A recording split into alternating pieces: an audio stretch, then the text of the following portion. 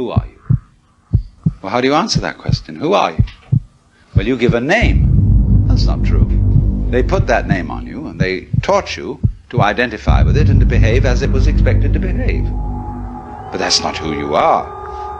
You know very well. Go back in your memory.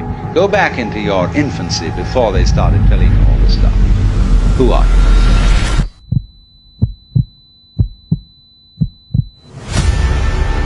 The biggest games have a way of making everything seem a little bigger.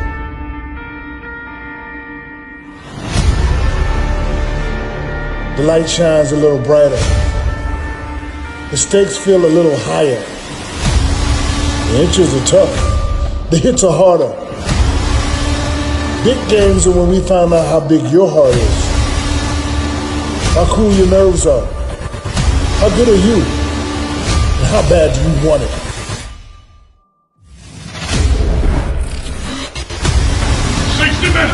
You put Alabama on the field and you fight like Titans all night. If every single eye in the country is going to be on me, it's for these games of the century moments.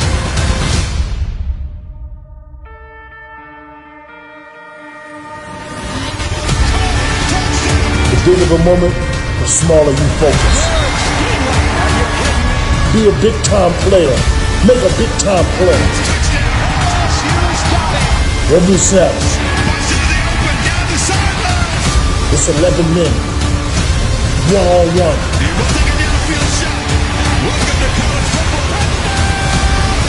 Winner take all. LSU looks unstoppable. I would not want anybody else in the country that we have right here. I believe in these guys.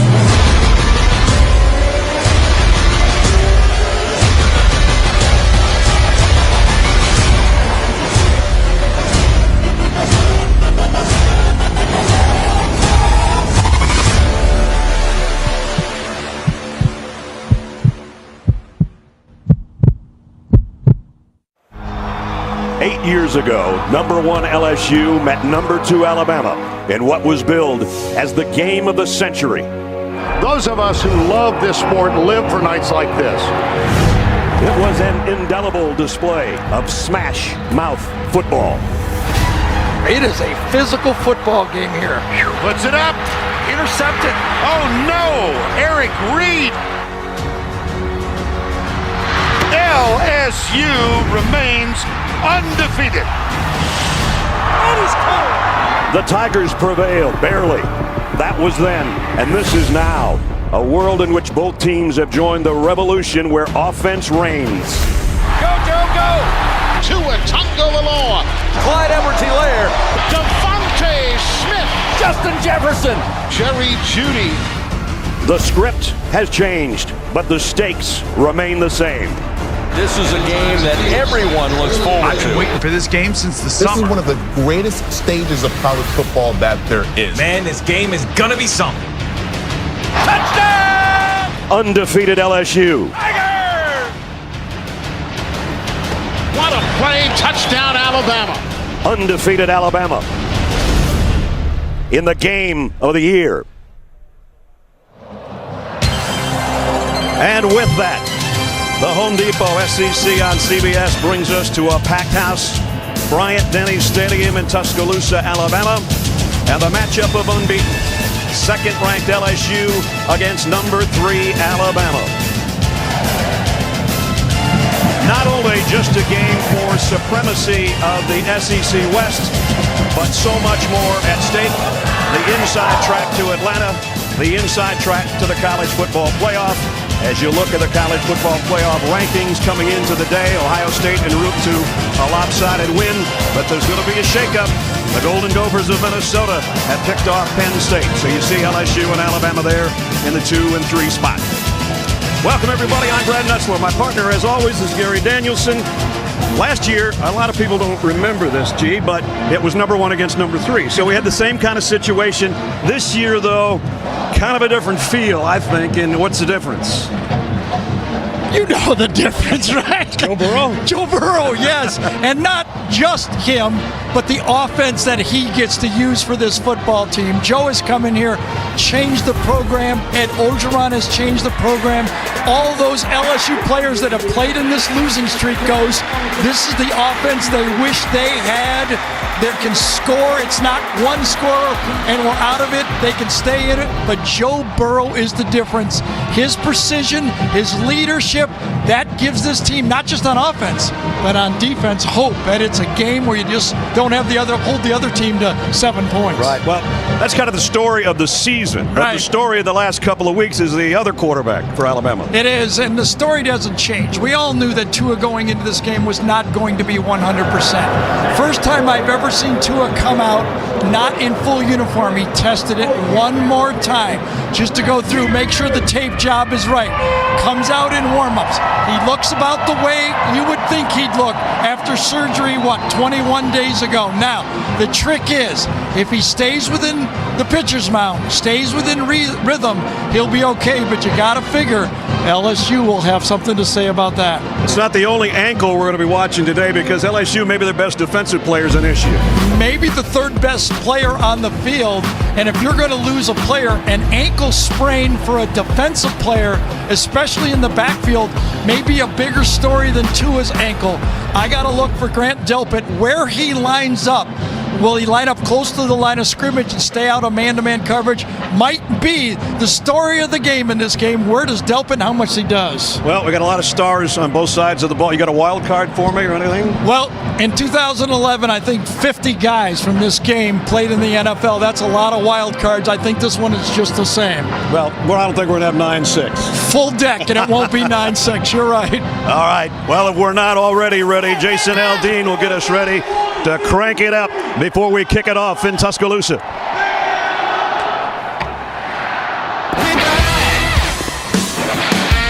We back in the saddle. Hey, we back at the crib. Making the whole place rattle. Back with the 18 train on the track. Thought we were gone. Burrow for the touchdown. LSU with another score. Jalen Waddle weaving his way. Did you see that acceleration? But you wrong, now it's on. We back. This is the Home Depot SEC on CBS. The best game from the best conference.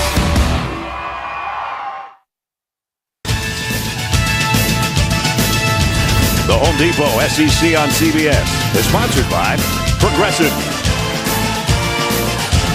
New Orleans Tourism, Nissan, and by Papa John.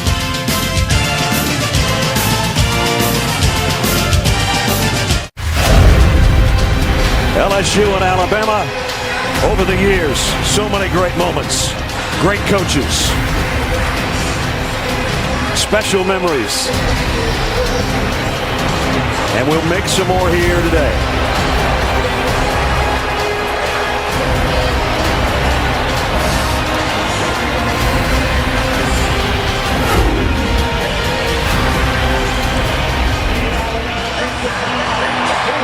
It's more than a buzz at Bryant-Denny Stadium. It's electric. Here comes a tie. And from Baton Rouge, Ed Orgeron of the Tigers.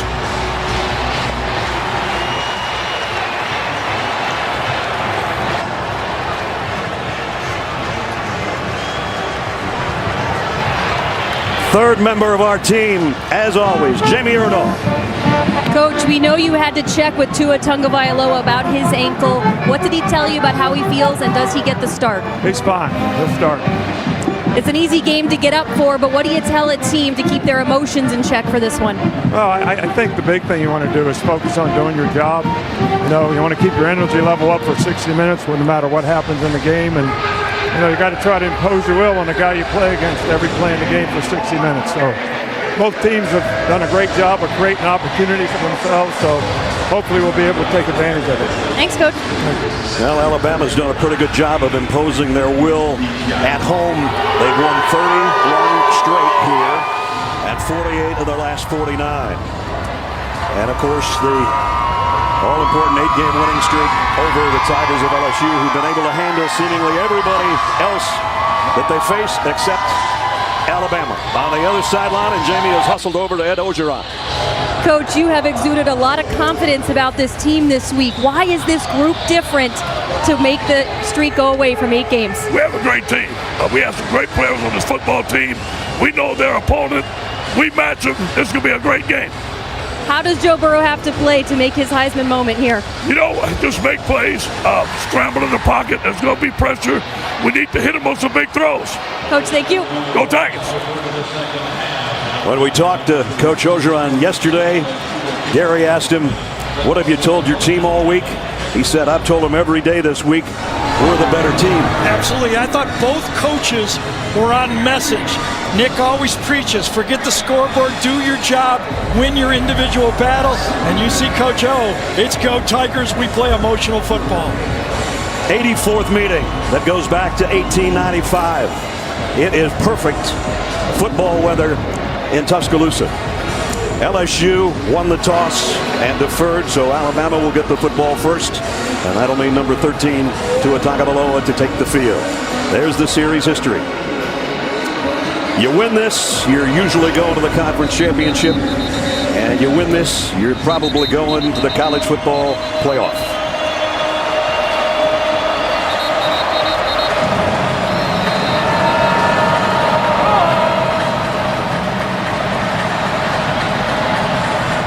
About 102,000 with us.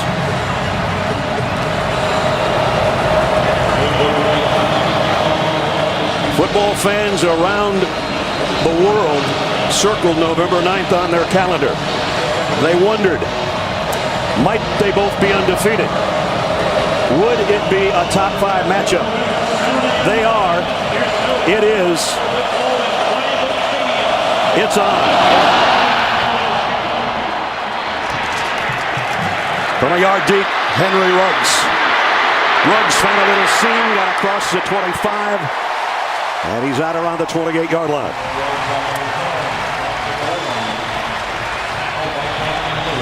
Let's check our Chick-fil-A starting lineups. And it all starts with number 13. 20 days removed from a surgery on his ankle. Tua Tagovailoa, and even having missed that last game, sensational numbers. Coming in, 27 touchdown passes, only 2 interceptions. He's a special player. Alabama starts out with 6 offensive linemen. They got an extra guy in there. 3 tackles. Jerry Jeudy in motion to the top of your screen on first down from the 29. Play action. Tagovailoa all day to throw, and he's got it complete to Henry Ruggs. Out to midfield. If you're listening at home, anytime Brad Nessler says he's got all day to throw, you can expect something like this. Pickup of 20 to the 49. One play, 1 first down. Now Najee Harris. A little hesitation. The high step down the sideline. 2 huge plays to open things for the Crimson Tide. The biggest improvement for this Alabama team has been their offensive line, and that has sprung Najee Harris. They're able to run the ball more efficiently since they've moved DeAndre Brown into that guard position and slid over Landon Dickerson, the transfer, into the center spot. 20 by air, 31 by ground, and already at the red zone. First and 10, Alabama at the LSU 20. Waddle in motion. And comes back the other way, and he'll get the toss from Tagovailoa trying to get to the edge, and he got there somehow. Knocked out at about the 11-yard line. I thought they had him bottled up, but he's just too fast. Nobody produces more missed angles on tackles than Jalen Waddle. Kerry Vincent, number 5, comes up, misjudges Waddle's speed. He's got explosive start-stop speed. I mean, we talk about Ruggs, talk about Waddle, talk about Jeudy. Pickett. There's a guy all over the field that can run, but none much faster than Waddle. 3 wideouts up top on second down and a yard. Everybody looks to the sideline.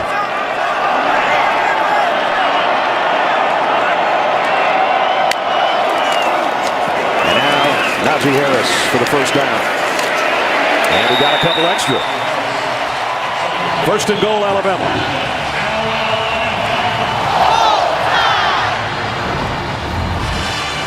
the rest of the Tide offense.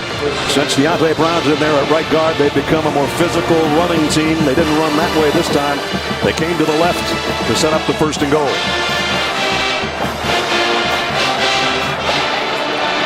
Billingsley, the tight end, in there on a slot to the right from the 8-yard line.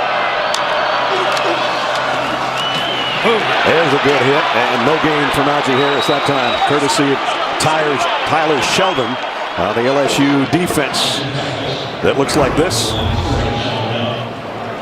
And Damone Clark in there as a replacement for Michael Divinity, who left the team for personal reasons this week. So he's got a bigger role. One of the mentions the Alabama coaches talked about, Steve Sarkisian said, we have to block number 72, and you already saw him make a play. Second and goal at the 8. Devontae Smith in motion. They fake it to him. Tagovailoa had it knocked down by Rashad Lawrence. And it'll be third and goal. Keep number 13 in the pocket. He's not going to want to get outside and do a lot of stuff. Lawrence, not the fastest of defensive ends, was able to keep Tua from getting outside and throw the dump pass. So everything was running smoothly until they come up with a third and goal at the 8. All 4 wide receivers in the game.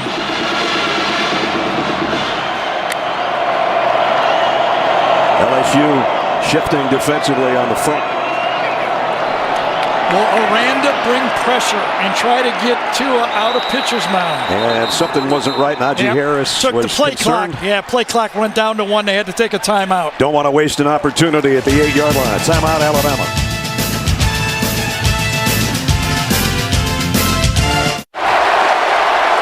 President Trump and the First Lady in attendance today. Getting their sports fix on. World Series, UFC fight, Alabama, LSU. That's a pretty good couple of weeks. Shows a good game, didn't he? He sure did. A little heightened security at Bryant-Denny Stadium. We had the largest crowd ever 3 hours before a kickoff at a stadium in history, I think. To watch warm-ups, right? Exactly. Most watch warm-up ever. Well, Alabama warmed it up until LSU came up with another couple of good stops defensively, and it forces third and goal. Alabama in this situation likes to cross their inside receivers and then get a deep receiver running at the back of the end zone. Usually Ruggs goes to the back end zone. Ruggs is on top with Judy in the slot. Waddle there with him. Empty backfield. Third down to go. Pressure coming. Tagovailoa has to scramble around. He's going to run on that bad ankle. Lost the football, and LSU's got it. Ray Thornton has Tua just dropped the ball. You cannot simulate game action. You can test it all you want, but when you get in the game, now you instinctively make moves. And this time, can't blame that one on any ankle, can you? It just pops right out of his arm. And you know, it kind of rolled on him at the end, too. Yes. Right absolutely. there. His right ankle got caught after he lost the ball. I thought he was trying to spin or something, but nothing. Just lost the football. The Tigers take over at the 8-yard line.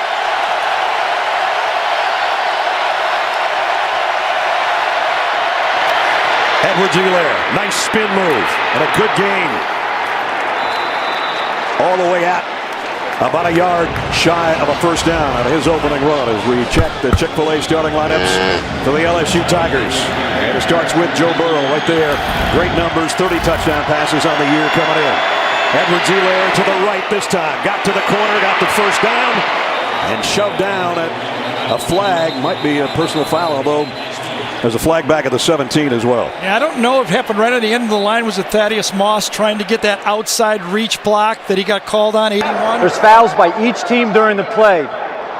Holding, number 81 of the offense. Personal foul, grasping the face mask, number 7 of the defense. These fouls offset, second down. We do good work. We each saw one. Yeah, we did. Yes, we different saw flags. Exactly. There's one of them. That's the second one. That was Diggs right on the other. And the other one was right on the end of the line of scrimmage. So we'll go right back to second down and 1.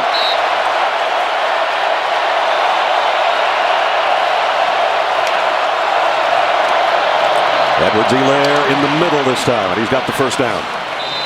Let's check the rest of the Tiger offense for you. And Edwards-Helaire, it didn't matter if you talk to the defensive coaches for Alabama or the offensive coaches for LSU, they say he's the key today. So far, he's got a first down. He had 136 in the game we did against Auburn. From the 19.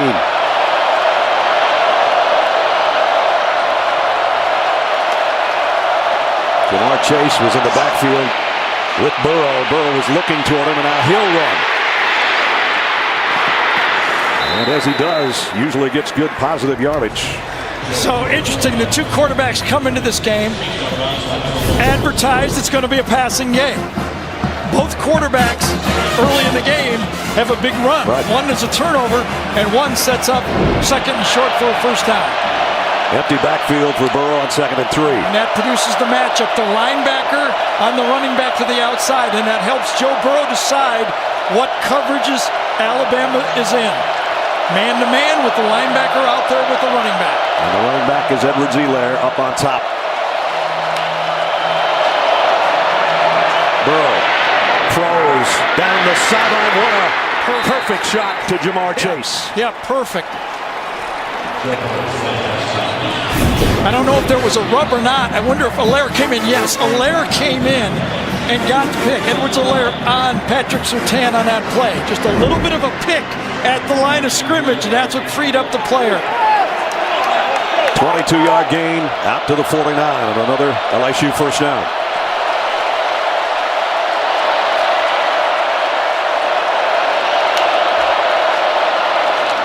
Burrow steps up, deep middle, got his man again. It's Jefferson.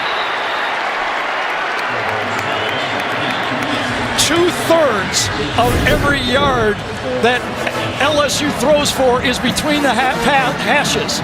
And again, down the middle of this Alabama defense, when you watch it, when you can throw, have the bravery of throwing inside, have the system, you can do it.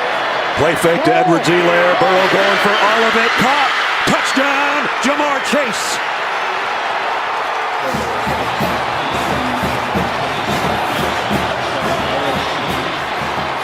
"33-yard touchdown pass for the Tigers." If you attack Alabama, you must be willing to attack their man-on-man coverage. Watch this. Could have been a back shoulder throw, but a great adjustment by Chase. Trayvon Diggs, no chance on that play. That was pretty, wasn't it? Sure was. It was 92 yards worth of pretty in 6 plays. Joe's right on target. 3 for 3, 74 yards. Holy cow. Cade York for the point after. Kick is up and good. Following the fumble by Tua Tagovailoa at the 8-yard line. 92 yards and some big chunks. This is what started it. Ray Thornton picks up the loose ball. Joe Burrow goes to work, and Jamar Chase, his 10th touchdown catch of the year, and the Tigers draw first blood.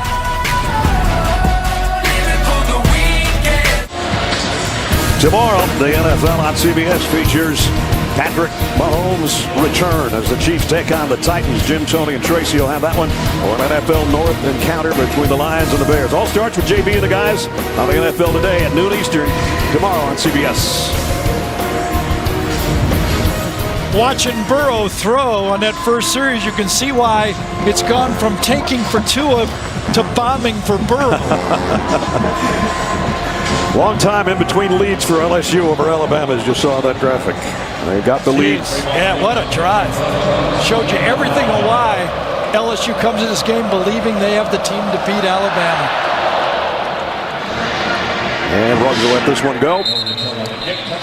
Tua will bring him out to the 25. Here's a look back at the first drive. Yeah, it started out real smooth. Plenty of time to throw the ball, step into it. Nice catch by Ruggs. Then, trying to get out of the pocket. You can see Tua just not as nimble and then running. You know he didn't practice any of this, but he puts it in his non-throwing arm, his non-dominant arm, and coughs it up and looked like he even twisted his ankle a bit.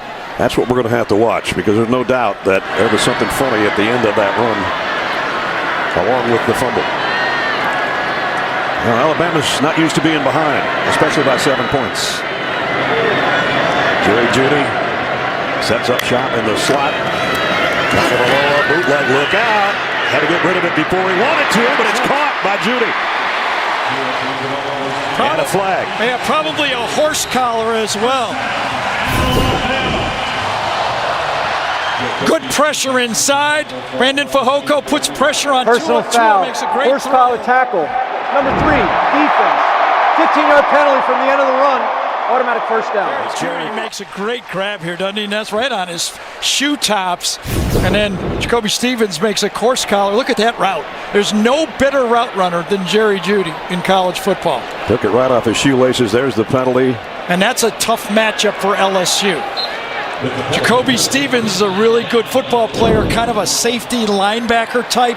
He does not match up well for the speed receivers for Alabama. So first down at the LSU 45 for the Tide.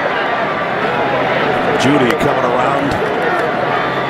Tagovailoa again had to throw before he wanted to. Incomplete, intended for Ruggs. Great job by Grant Delpit that time, not getting a penalty. He had a free run, and he did not take the big hit on Tua.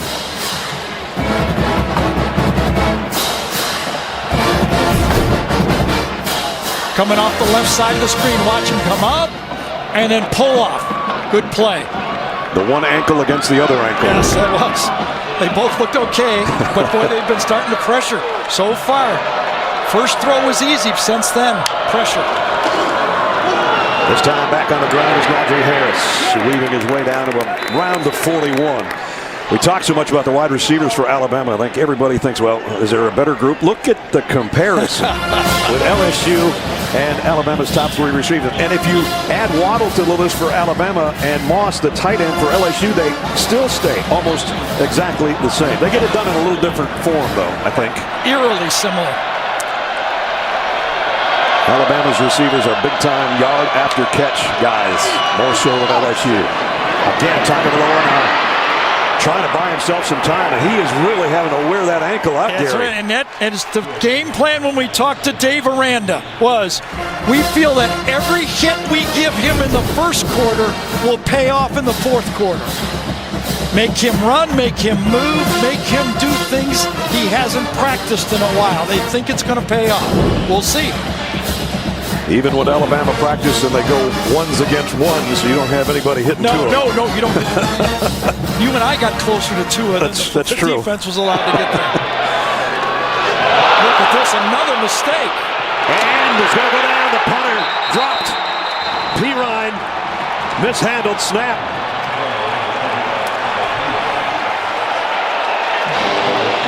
The snap was perfect.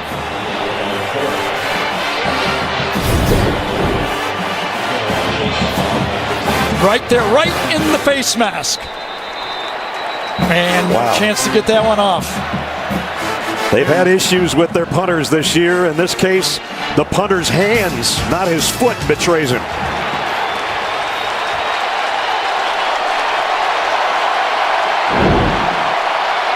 Burrow going down and intercepted by Trayvon Diggs.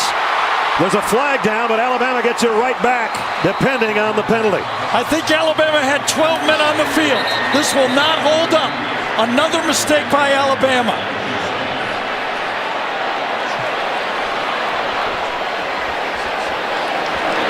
I think Alabama sent an extra player in right before it. Alabama has 11 players out there, but watch Rashawn Davis come running in. That's the 12th player. The ball is snapped quickly, and that's 12. Legal substitution on the defense. 12 players in the field at the snap. 5-yard penalty, previous spot, first down. Holy cow. That's 3 major mistakes for Alabama in this football game. And we're not even halfway through the quarter. 2 fumbles. They get an interception, and it goes away because of 12 men on the field. And it was a very big 12th man, Raekwon Davis. There was some confusion. LSU was ready to go all the way, and Alabama was not. Joe Burrow snapped it quick and got away with it. First down and 5 then at the 35 of Alabama.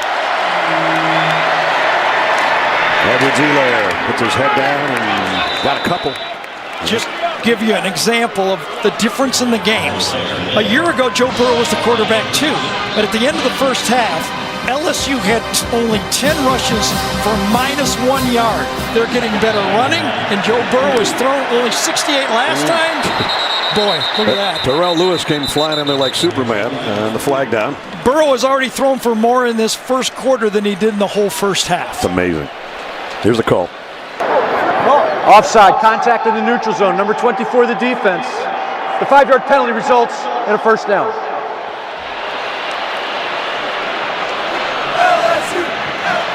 Joe Burrow, a year ago, that's what he did. Sacked 5 times. He's already got a touchdown today, and he's got the Tigers back at the 27 of Alabama right now. That was his final stats. Remember, the halftime score was 16-0 to Alabama, and he only threw for 68 yards in the first half. And it ended up being 29-0 at the end.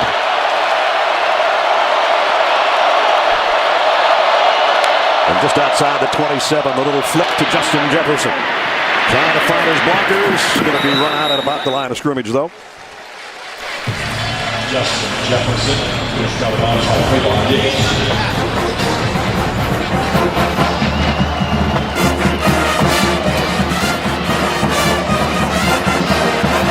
Second and 10 for the Tigers in an empty backfield. Edwards-Helaire, the running back, down to the bottom of your screen. And the 3 wideouts, 2 wideouts and a tight end to the top. This is the change in the offense. These guys out here helps declare what the defensive is doing on the play. That's the Joe Brady wrinkle in this offense. Jennings gets some pressure, and he got all of it. Sacks Burrow.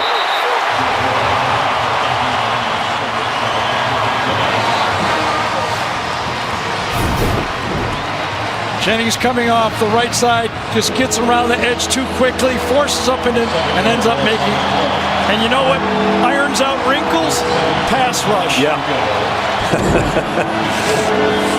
Those wrinkles aren't as good when those guys up front are coming at you. The 5th sack of the year for Jennings, and it puts LSU behind the sticks for the first time. 3rd and 17.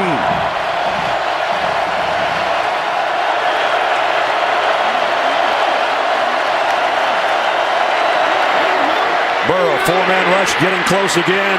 He runs it though, and Burrow trying to stretch it out. He'll get to the 22, but well short of a first down. Yes, but well in range for a field goal. If he'd have gotten sacked in the backfield, I don't know. They've been really stretching the field goal position, but Joe shows his athletic ability, makes the play. You don't have to be Michael Vick or Lamar Jackson. Just get us enough and get it in field goal range, and could have been called for face mask. Very close. Yep. But it sets up Cade York to try a 40-yard field goal, his long this year, 48. And to see his numbers 11 at 13. York to try to give LSU a 10-point lead. Does.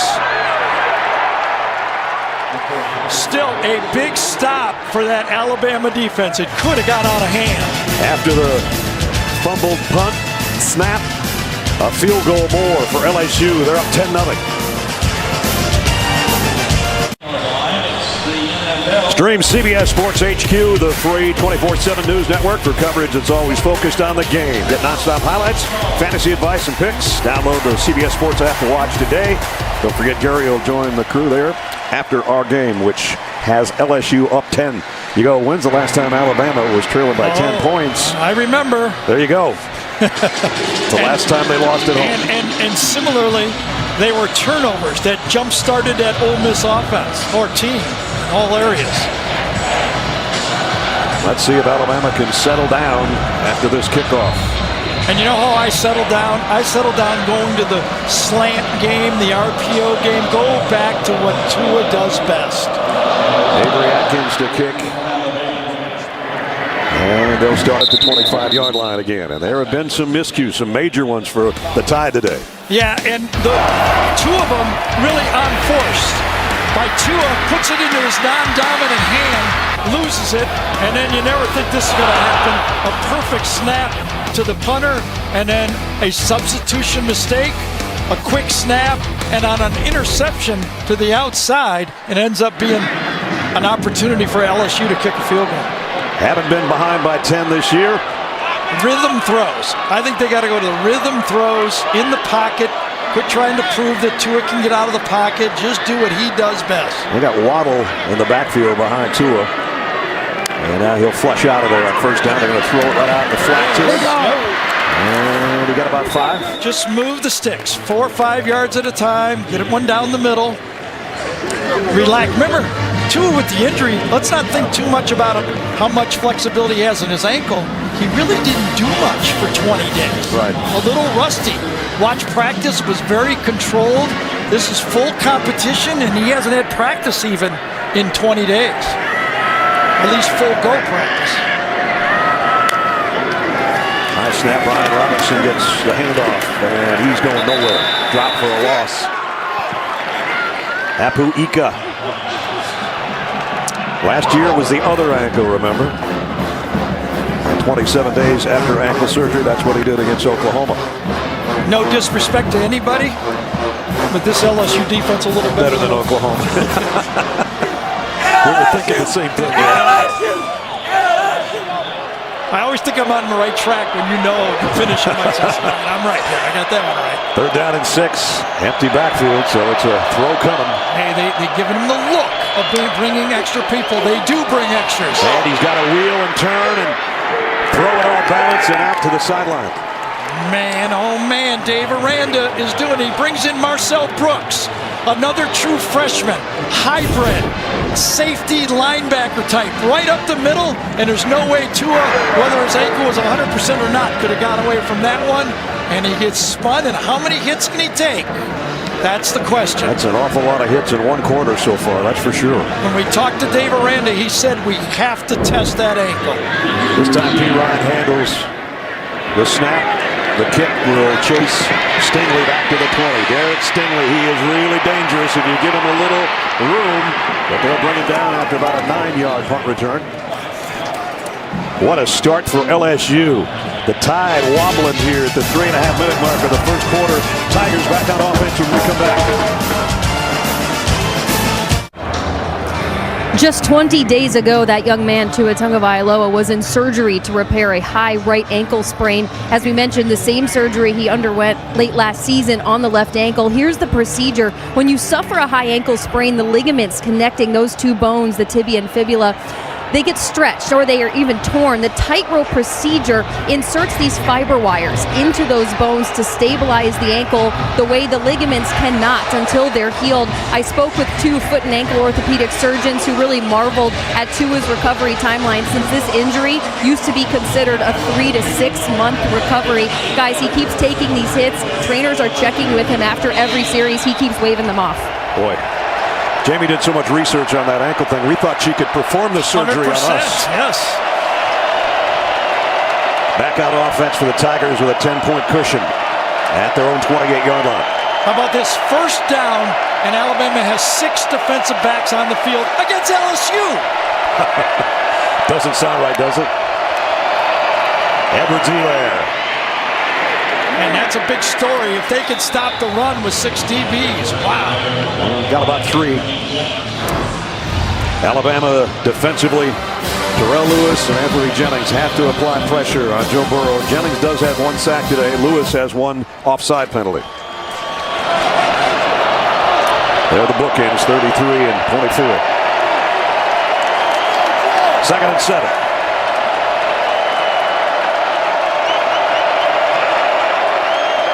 Thaddeus Moss, the tight end, is the extra receiver down to the bottom of your screen.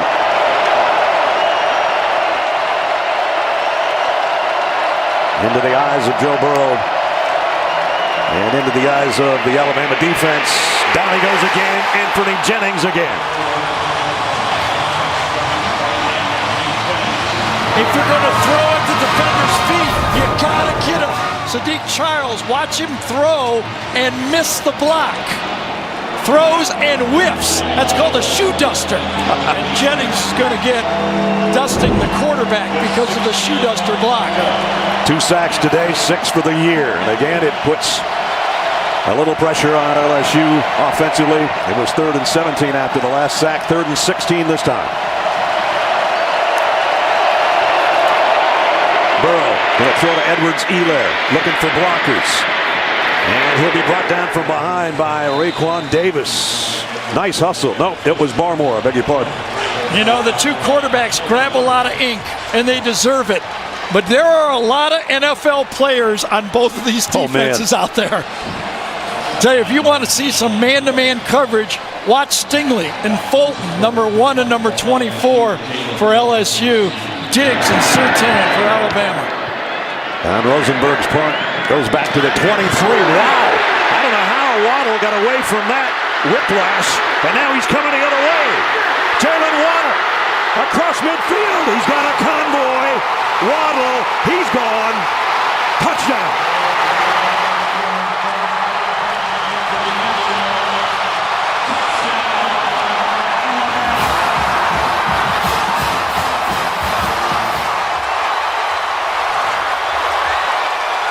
The top punt returner in the nation just showed you why.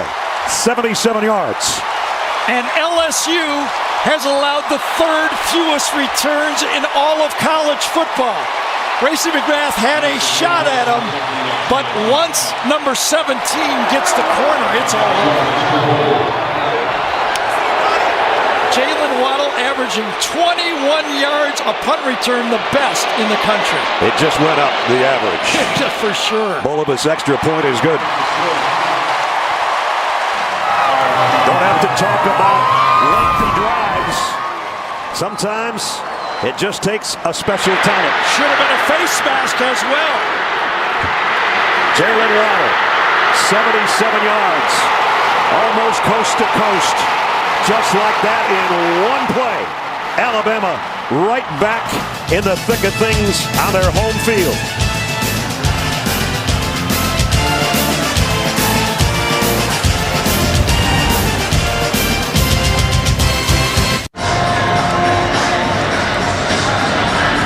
Back at Bryant-Denny Stadium that erupted a couple of minutes ago, courtesy of Jalen Waddle on a 77-yard punt return. Bulibus to kick. Clyde Edwards-Helaire from the 6-yard line.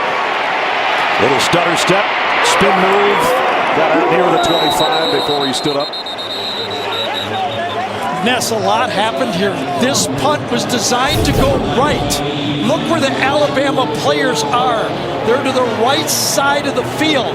But because Jalen Waddle gets spun off the face mask, he instinctively goes the way he was spun.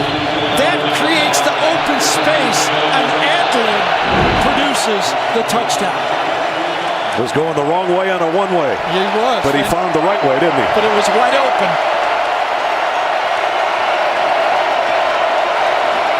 Tigers from the 25. Their lead cut to 3 here late in the first quarter. Burrow, quick toss out to Moss, the tight end. Bounced out at about the 30-yard line.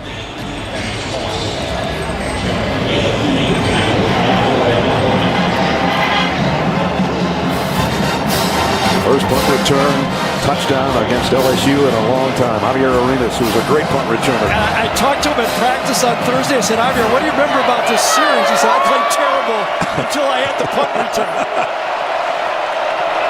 Second down at 4. Edwards-Helaire gets popped, spins away a little bit from Xavier McKinney, but he's still short of the first down. And if this Alabama defense is going to be able to control the run with 6 defensive backs on the field, they will be successful. Quick snap, Edwards-Helaire. Well, he got the first down. He paid the price. Markale Benton with the tackle. You could see the tempo.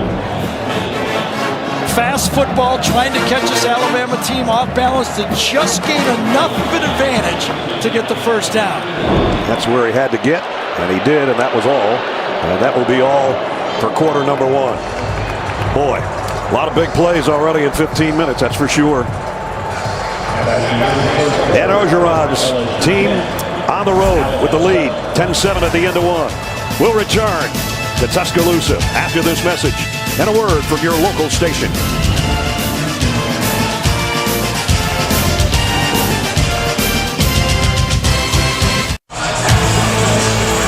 Reason to cheer if you're an LSU fan. Number 2 Tigers leading third-ranked Tide of Alabama by 3 as we start the second quarter at Bryant-Denny Stadium. LSU first down at its own 35.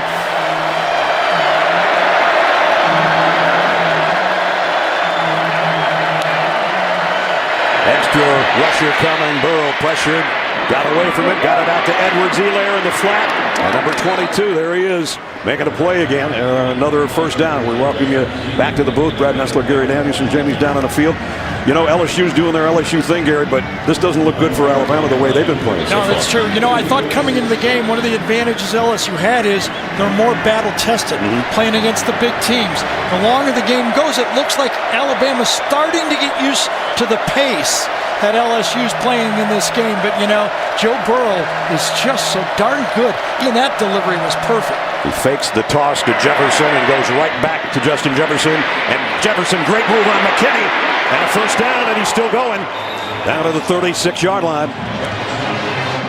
The Alabama defense is one of the top defenses in the country with yards after catch. They do not miss tackles in space.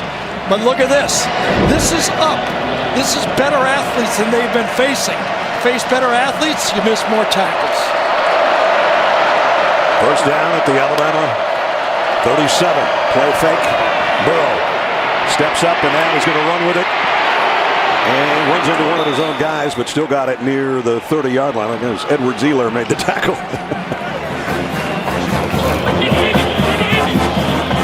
8 straight to start the game, including a touchdown. Not so good for Tua. 4 of 8 for 49 yards so far. Edwards-Helaire broke 1 tackle. He won't get away from the second one, though. Markale Benton hit him first, and then Jennings cleans up. Let's check in with Jamie. Well, it was an impressive return for that touchdown, but Jalen Waddle went right to the medical tent immediately after, and he actually just jogged into the locker room. Not sure why, but he was jogging, so no limp or anything. I'll try to find out more. God, I think he's thinking about his neck. The way it was twisted on that one play. Here's an opening. Terrace Marshall is gone. Touchdown, LSU. He was wide open. Well, unbelievably open. You thought it talk about a busted coverage. Not only was it busted once, it's busted twice. 2 players wide open for LSU. Watch here and here, both of them. Alabama completely busts. Moss is wide open. Marshall's being wide open. Holy cow. Marshall had time to put his left hand up and say, Joe, I'm right here. Throw it to me. I mean, you see busts once in a while, but 2 like that, embarrassing for this Alabama defense. Cade York for the point after. Blocked. Might have been McKinney.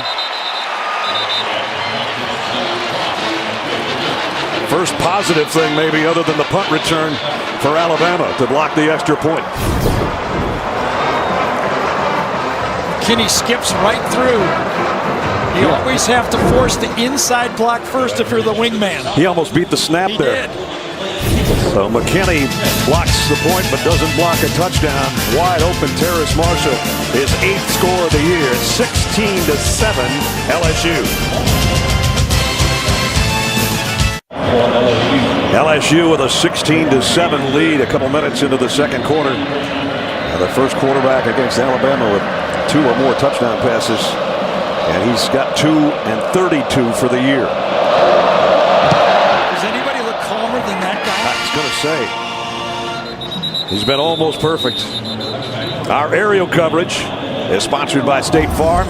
As you're looking at Bryant-Denny Stadium, Sun Splash November 9th here in Alabama. And 102,000 with us, including the President of the United States. Alabama takes the field on offense. We'll see if they can get something going. Partner, you're a hard grader. Burrow's 9 for 9. And I said almost perfect. Sorry, I meant perfect. Boy, are you a hard grader. I'm sure Joe's got some flaws somewhere. Woo!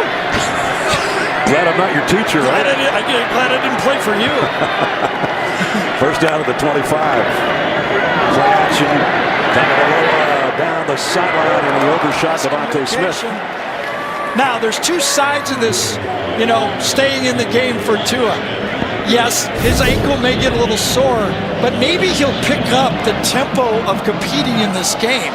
Because right now, he is not in sync at all in this football game. He took 2 complete weeks off, and then he went controlled practices. He does not have the feel of complete high-level competition so far. He's had the feel of Rashad Lawrence a couple times at his grill, including on that last pass.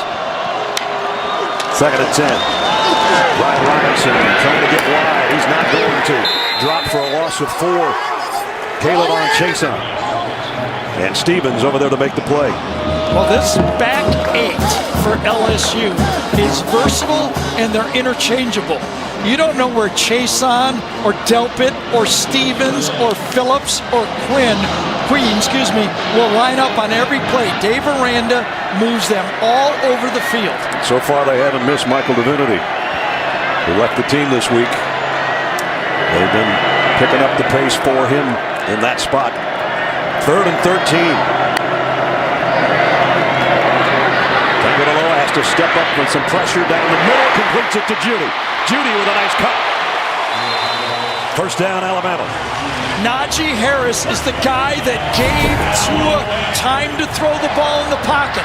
Look how he goes across the quarterback and allows Tua to step up and deliver.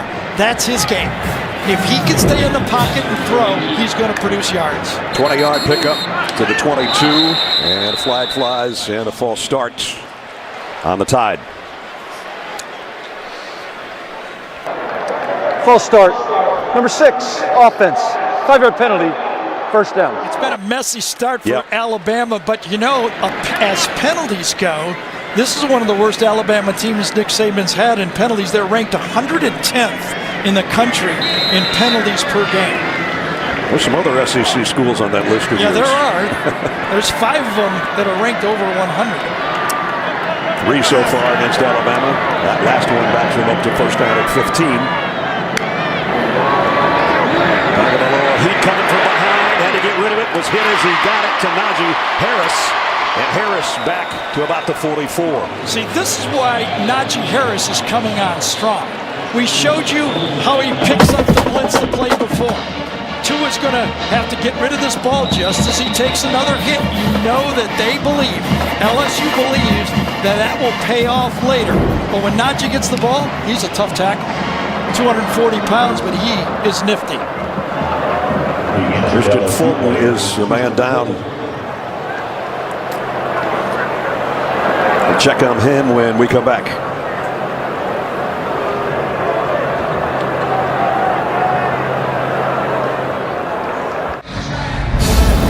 Zucker back with this Papa John's update. We already had one top 4 team go down today in the other meeting of 8-0 schools. Penn State, Sean Clifford matched his season total with 3 interceptions, including this one in the end zone with about a minute to go, and Penn State down by 5. They stormed the field in Minneapolis. They're 9-0 for the first time since 1904. Back upstairs to you, Ness. All right, Zuck, thanks. Good to have you along with us today. 11:29 remaining in the half. You know, sometimes not just sprained ankles by quarterbacks, but Grant Delpit's coming off an ankle. He hasn't practiced much either. Talked about it in the open that LSU does not want him in one-on-one situations. Slade Bolden in the backfield with Tagovailoa. They're going to throw it. A quick 1 to Dante Smith. Going to bring up 3rd down.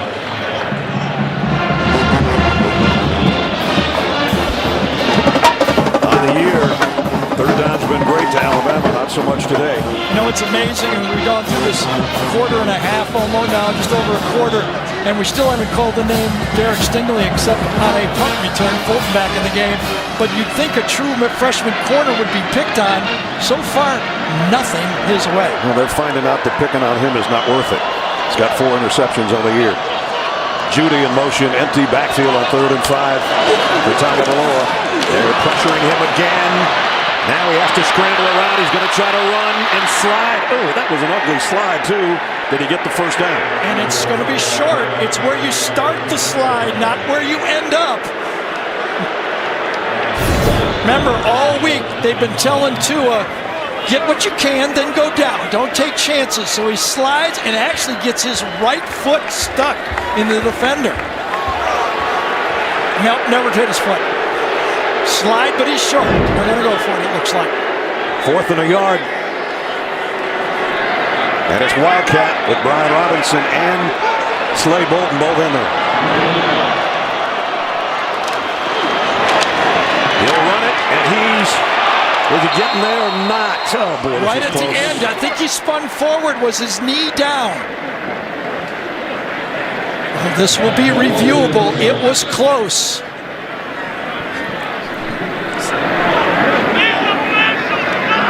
They're going to measure. Bolton took the direct snap. Fake. Was his knee down before he crossed the line? We couldn't see. Wherever the spot is, it stays. He spins forward. I think he may have landed on an LSU defender. That would have given him the extra yard, yes, because otherwise he'd have been stopped short, and it still may be, but we're bringing the chain gang out to make sure, and it is a couple of chain lengths shy. LSU takes over on downs. And I think Coach Saban just said, are you not going to review the spot? If I'm reading lips correctly. Remember a year ago, as we say, we go to review here, a year ago, Alabama ran the Wildcat in short yardage, and they were successful. The only difference is the guy running it was a #1 draft pick, Josh Jacobs. But doing pretty well for the Oakland Raiders. So the play indeed is under review. It's going to be really hard to move a ball 2 or 3 inches, it seems to me. It's going to be inconclusive. How can anybody tell whether the ball went 3 inches further or 3 inches back? I think they're going to have to go with the call on the field. This seems like the best look that we have. Gene Steratore, our rules official. Gene, what do you think?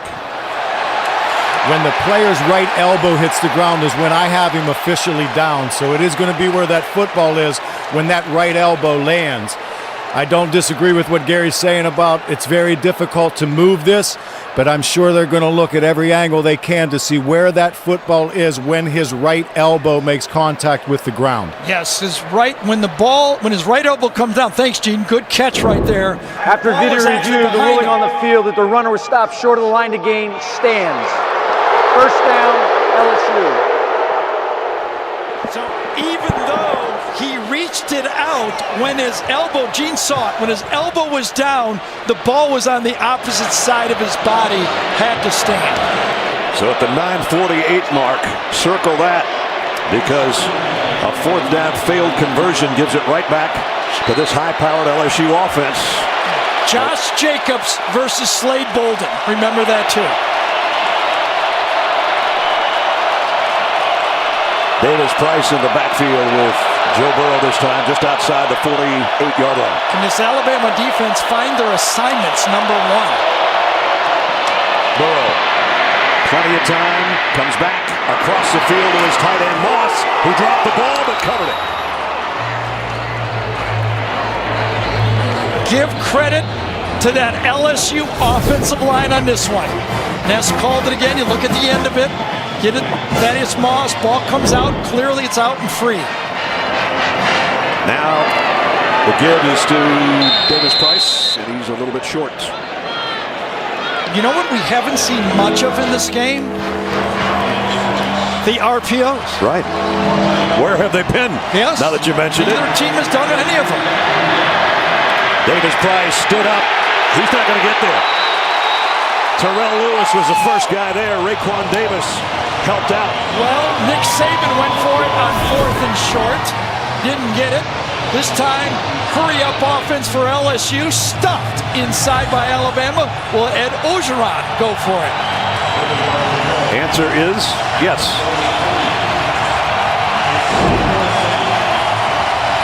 Told his team all week, we've got the better team. We're bringing our guns loaded. We're better at every position. Here's another 4th down, this time for the Tigers.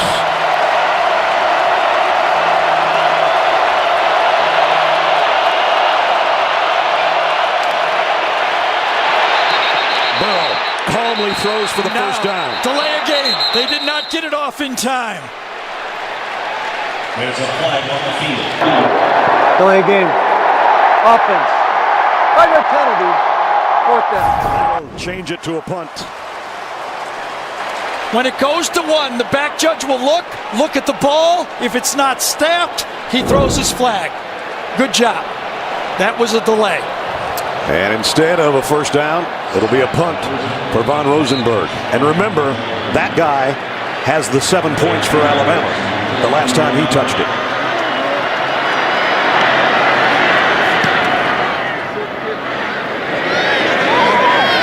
Ball lets it go, and it bounces out of bounds around the 10, right at the 10. 8 minutes, 3 seconds remaining in the first half. And Tua Tagovailoa and the Alabama offense get in gear. We'll see. Gary, Tua Tagovailoa's got to be saying, hey, it wasn't like this in practice. It was not, but give the credit to LSU's pass rush. They've not had to all-out blitz. Their athletes have been forcing Tua out of the pocket, coming from different angles. Dave Aranda, the high-paid defensive coordinator for this LSU defense, has forced plays that Tua does not want to do like that. You say Dave's earning his money so far? Yes, so far he is. Listen, he pulls out a win here with a good defensive game, holding Tua to 79 yards passing in the second quarter. Pretty good job. From the 10. And false start. Man. Boy, this... False start.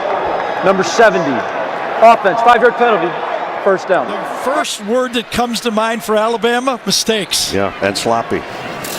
Take a look and test your knowledge with today's Aflac Trivia question. Which Alabama and LSU quarterbacks had the highest finish in the Heisman voting? Of course, we got 2 Heisman candidates here today. We know that. And we might have given you half the answer, but we'll have the rest of the answer for you a little later on. Backed up to the 5 now. Here comes Jacoby Stevens with a blitz off the side, and incomplete, intended for Judy. Delpit with the hit. What a throw by Tua. He had Jacoby Stevens right in his face, and he throws an RPO this time. Watch this pressure. Watch this throw. Holy cow, and what a catch by Judy. A strike right between 2 LSU defenders. Jostles him, but was it incomplete? Would have been a catch by Judy. Would have been a catch, sorry. But what a throw. Well, Judy heard Delpit coming a little bit. Yes, he did. Although it was in front of him, it was catchable. And when you're the Biletnikoff winner from last year, he caught a lot of those. 2nd and 15. Devontae Smith, only 1 catch today. Trots out to the top of your screen. Tagovailoa come back the other way. Judy's got another catch, but only to the 10, and Kerry Vincent's all over him. 3rd down, and a big one coming up deep in their own territory for the Crimson Tide. You know, I know that's not a highlight play, but Kerry Vincent coming up and tackling the short pass for Alabama, teams have not been able to do that. That's what you have to do. Short passes have been touchdowns for Alabama. Vincent comes no yards after catch. Saw that shot of the crowd. Everybody's stunned in here. The biggest eruption was the applause for the president and the playing of Sweet Home Alabama. They haven't had anything to cheer about other than the punt return so far. Tagovailoa at his own goal line. Tua fires complete to Judy on the run. Judy across the 35. He's the best route runner. Reminds me actually of Amari Cooper, the way he runs his routes. Watch this. He comes in and then goes back out. Beautiful. Sticks his foot in the ground. Fulton had no chance on that one. How would you like to cover this guy? No thanks. Tua had a good pocket. The offensive line did a good job of keeping him clean, and he delivers. Tyler Shelvin, the nose tackle, is the guy down on one knee, and that will bring us a timeout here at 7 minutes remaining in the half.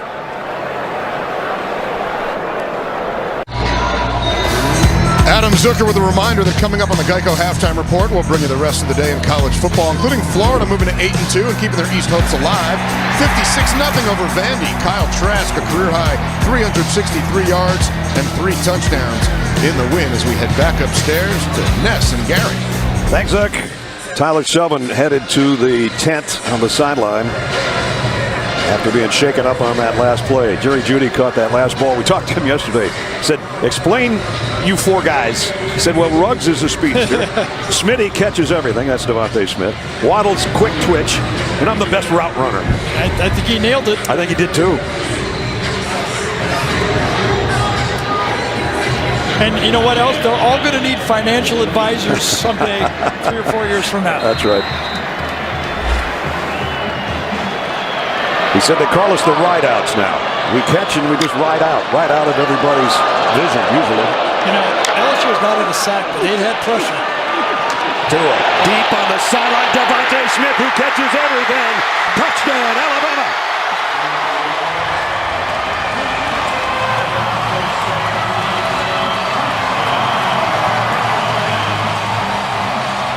"64 yards to number 6.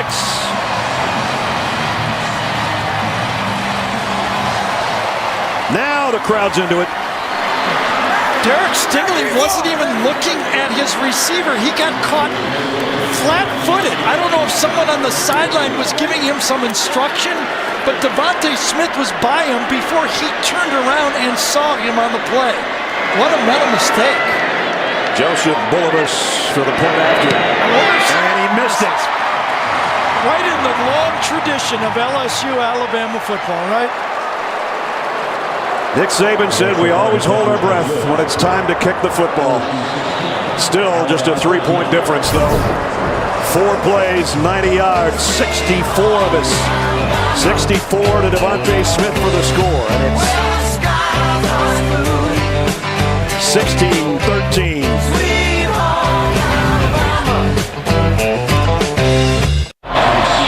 Devontae Smith's 10th touchdown catch of the year has cut the deficit to a field goal. Bullivus, who missed the extra point with the kickoff. And a fair catch taken by Edwards-Helaire at the 4-yard line, so LSU will start at the 25 as we take you back to the touchdown. I think the LSU bench was changing up the defense. Watch Stingley and other LSU players look to the bench when the ball snapped and it's over.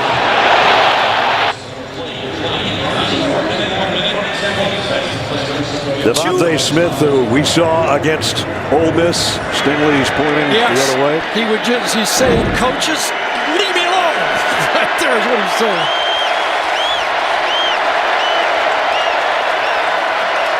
Now the crowd into it. Play action, Burrow going deep, and he's got Jamar Chase all the way to the 40. Does this feel different or what? Brad, you started off the thing that's got a different feel. This is why. Plays all over the field. This time Chase beats Diggs on the play, and it's delivered. Burrow still hasn't thrown it in completion. He got away from the rush. Still hasn't thrown an incompletion. You don't have to be Lamar Jackson. You just have to be nifty in the pocket. And watch this niftiness in the pocket. Keep your eyes up and deliver. That's why a lot of people are saying he's going to be the first quarterback drafted. I'm going to say this. It's going to be one of these two guys. He's a yard away from a 3,000-yard season right now. 2nd and 4. He's got his 3,000-yard season. He's got Jamar Chase again to the 20.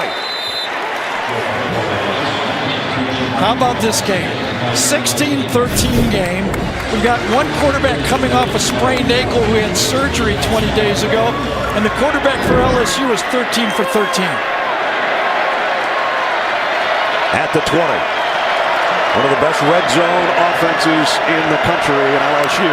They're there again. Burrow, play action. Goes to the end zone, overshot Chase, and Chase is looking for a flag from Trayvon Diggs, or I should say the back judge, doesn't get it. Well, Trayvon Diggs is being very physical on this play. He was beaten one earlier, but this time he does it again and just messes up it got grabbed in the back. That's what Chase was yelling about. He's got a complaint, doesn't he? Yeah, he sure does. Yes, he does. There's the red zone offense I was talking about. First incompletion for Burrow today on that last snap. With an asterisk. Exactly. Burrow out in the flat. Edwards-Helaire. Maybe a 2-yard gain. Shane Lee is holding on for dear life, the middle linebacker. And it'll bring up third down.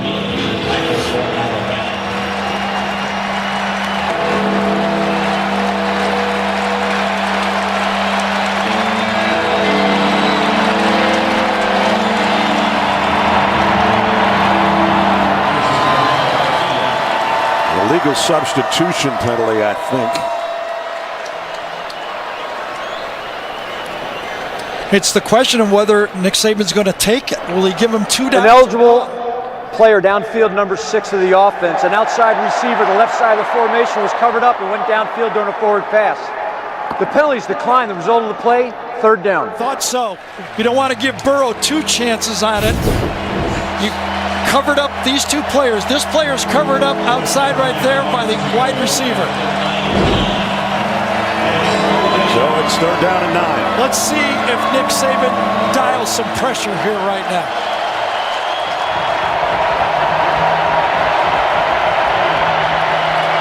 From the 19, empty backfield. Jennings and Lewis in their track stances. Doesn't look like it.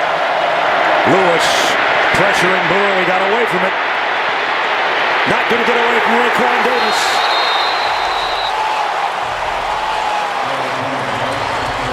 You heard it from Nessler. Terrell Lewis got the pressure, force. Watch him come. Oh, he got a great start off the line of scrimmage. No way Douglas could handle him on the play. He just won that one at the snap. And it made the field goal attempt much more difficult after Joe Burrow took that on the sideline. It just feels like field goals are wins in this game, doesn't it? The way they can score so fast, these offenses. Cade York hit from 40 earlier. This is from 45. Kick on the way, and it is good. Yeah, it feels like if you're a defense and you could hold them to a field goal, it feels like a win. Really does. That's what Alabama is thinking. And on the other side, LSU is saying, hey, we just went up by 3 more points.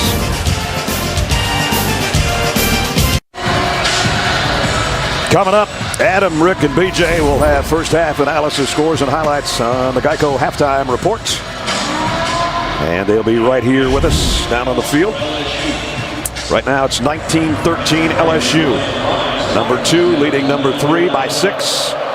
A 48-yard drive in 7 plays. A big chunk of that was Jamar Chase from Joe Burrow. Henry Ruggs on the kick return. And Ruggs coming right at you. I think his knee touchdown. Although LSU is going to make sure. Boy, that's a courageous kickoff return, isn't it, for a high-level wide receiver? He took it up in there.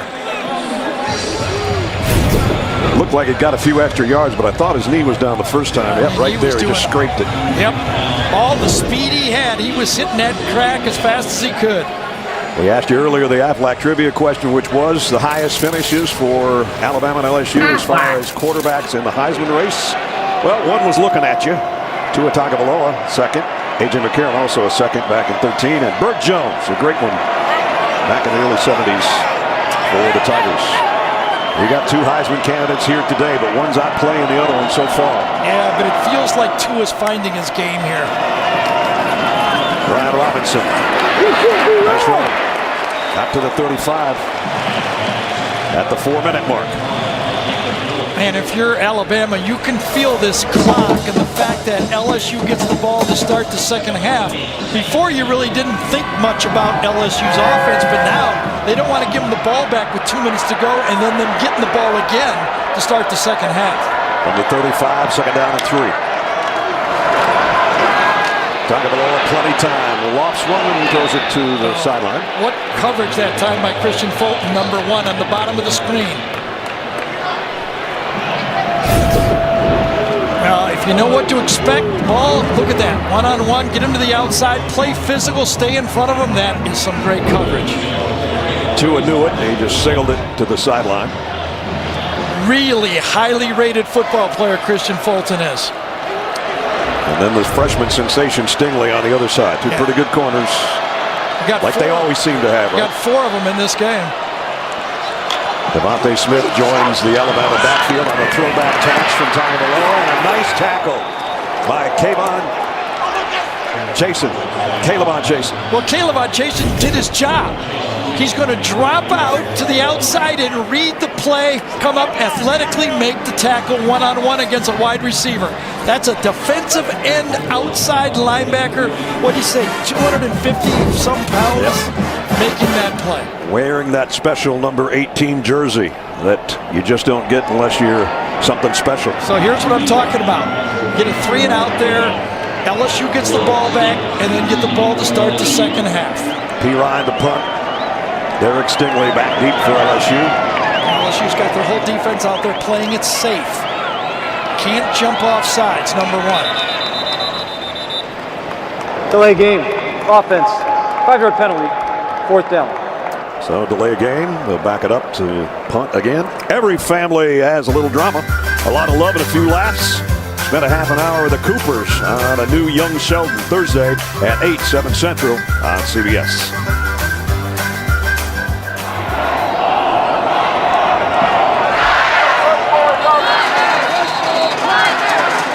Just under 3 minutes to go in the half. And P. Ryan standing around his own 15 to take this snap. That was interesting. There was just a short timeout, and LSU wasn't ready, and Ed Orgeron took a smart timeout.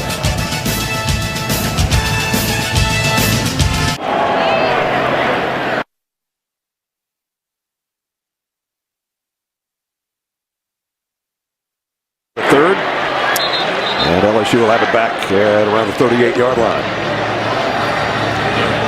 Joe Burrow, what a day so far in the first half. Yeah, and not only the way he's moving this offense, but his defense is believing in it. Everybody's believing in it. He was on target. The only one really he missed in this whole game was a kind of a hold on the back of the receiver. He has been playing. You know what? When you're almost an 80% passer on the year and you're having a hot day, that means you're really throwing good. First down at the 39. Burrow quarterback draw. Almost got face masked and he got all the way out to a first down. We have seen him do this now for 2 years. He is not afraid to stick his nose in there. He ain't afraid of anything, anybody, any team, any field. Full-out competitor.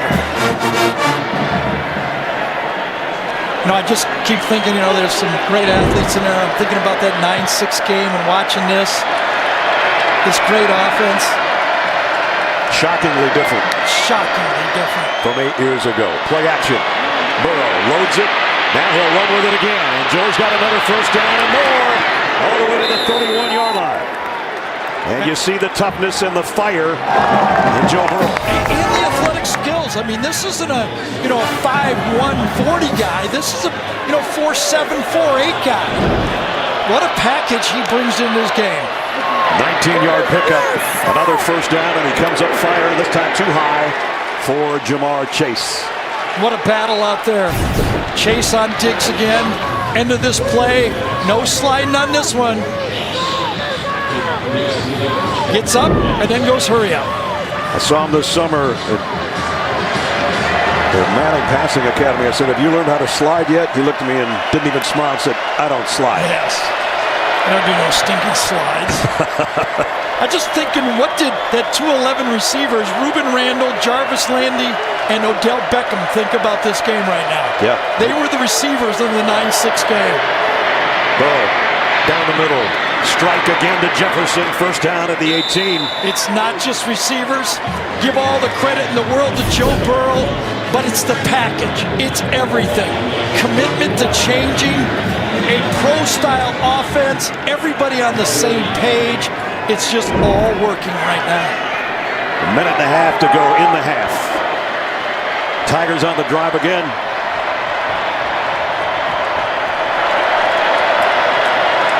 Chase in the backfield with Burrow with Edwards-Helaire, the tailback, right out to the left. Burrow throws corner. What a catch by Moss! Was he in? That looked like his daddy. Holy cow!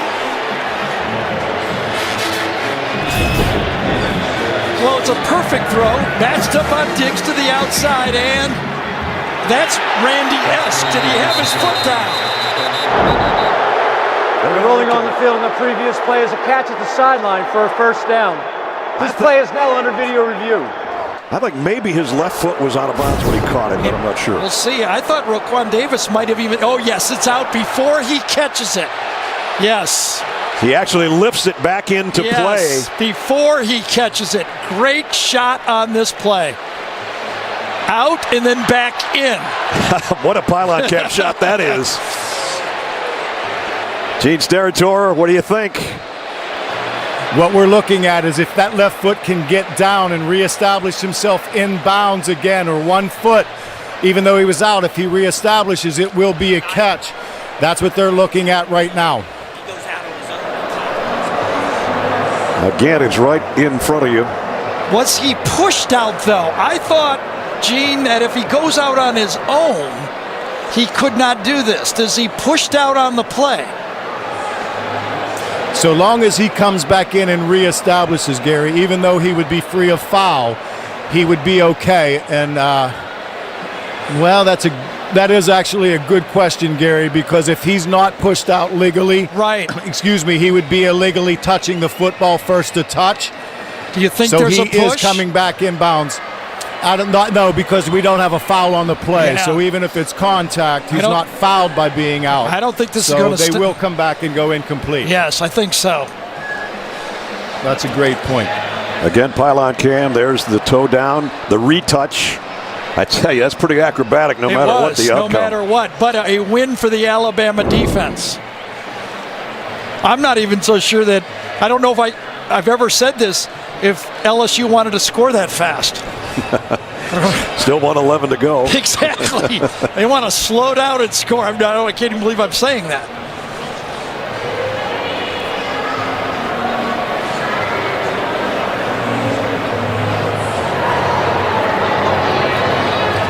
I have no idea what's going to happen here. I got to admit, I don't know if he's out on his own, back in on his own, but it's going to be close. Just sit here and wait. John Bible is the replay official. John McDade, the referee on the field, and everybody just waiting along with us. It's worth it. There's Thaddeus with a big smile. Randy Moss's son, if we didn't make reference to the Hall of Fame wide receiver, whose son is a tight end with wide receiver-esque hands. Steps out, catches it. Is he even established? Remember, it's called a catch on the field. I think he's got it. He's got it pinned perfectly between his hands as he landed. I think the only question for me, Ness, is what's the rule? I mean, it's like, I know he steps out. Gene, I don't know if he even got they that. They just have to come back with it. If it's illegal touching, which is him being out of bounds on his own, coming back in and being first to touch a forward pass, it's going to be an incompletion as well, a loss of down. Thank you. I think that's why they're writing right now. So in one way or the other, it's going to end up an incompletion by the After way that video review, the ruling on the field of the catch for a first down is confirmed.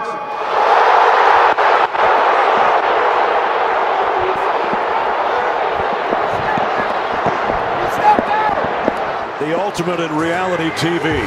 Yes, it is. College football. This replay stuff is tough, I'll tell you.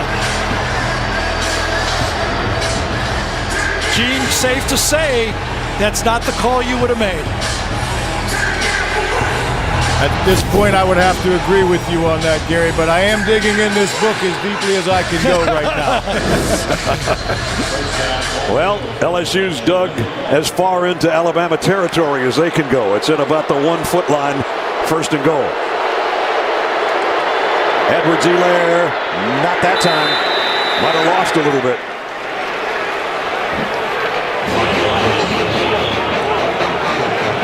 Second and goal at the 1 minute mark.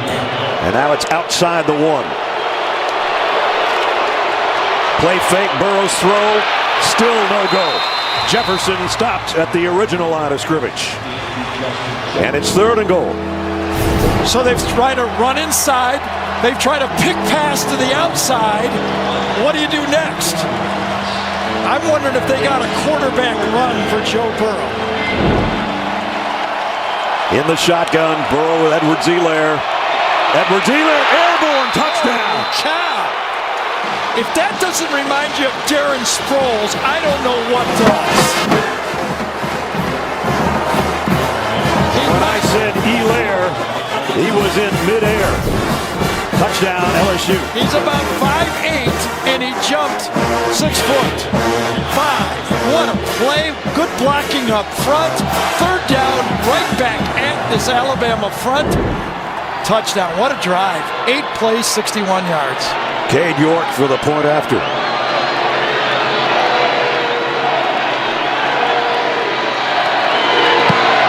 And LSU has doubled up on Alabama. 61-yard drive and 8 plays. Edwards-Helaire, the final for the touchdown. You couldn't do much better on a drive to end a quarter. Take it all the way down to 26 seconds. Get the touchdown from Edwards-Helaire. You've doubled up Alabama 26-13, and you're going to get the ball to start the third quarter. Yes, and that's what's the significance of that 3 and out for Alabama. When I said this is a big first down, they need a first down to keep that ball away from LSU. There is plenty of football left in this game. This feels, again, I've done, 13 of these things. Wow, how different does it feel? Kick bounces at the 20, picked up by Brian Robinson, who got it out to about the 30 before he's run out of bounds. Amazon Music brings you today's Scholar Athletes. Braden Fajoko, by way of Honolulu through Texas Tech, major communication studies, and Alex Leatherwood for Alabama. Amazon Music showing their commitment to the investment of our future by donating $1,000 to LSU and Alabama's general scholarship funds. Remember back, LSU won the opening toss. They deferred. One of the reasons these coaches love to defer is this situation right here. Getting the ball at the end of the half and then getting it to start. You know, it's almost like getting to serve twice in tennis. Tagovailoa throws down the middle, intercepted. Patrick Queen coming the other way. LSU's got it right back and another chance to score before halftime.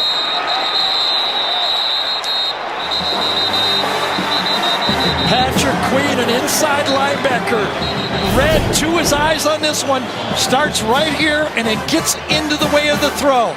Watch him read the eyes, follows it, he's in on the square end.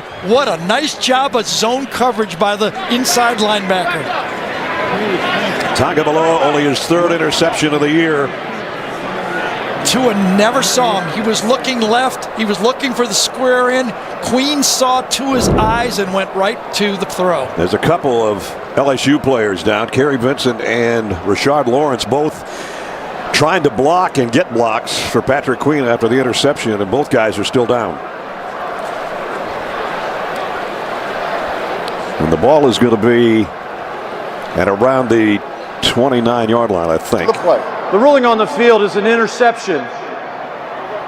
Possession maintained by the defense. After the play was over, personal foul, unnecessary roughness, number 69 of the passing team. This penalty will place the ball half the distance to the goal line with a first down. Wow.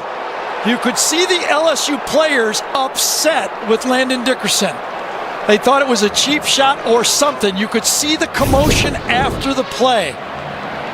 Oh, yeah, it's shot right. There. Coming from the back end. That is a cheap shot. One that he could conceivably hurt his team. It's unbelievable. A free half the distance, 15-yard dumb penalty. Dumb and costly. Yes. And now there's 11 seconds left. LSU's got 2 timeouts. And they're right back in the hunt for another touchdown, not just a field goal. Well, I think you can get off 2 quick throws. Remember, you only need 1 second for the last play. Boy, that's about as cheap a shot as I've seen in a while. Not going to make that guy happy. I know that. Doesn't matter where he throws it, he's got timeouts. From the 13, Edwards-Helaire trots back to join Burrow in the backfield. Looking for more points before halftime for the Tigers.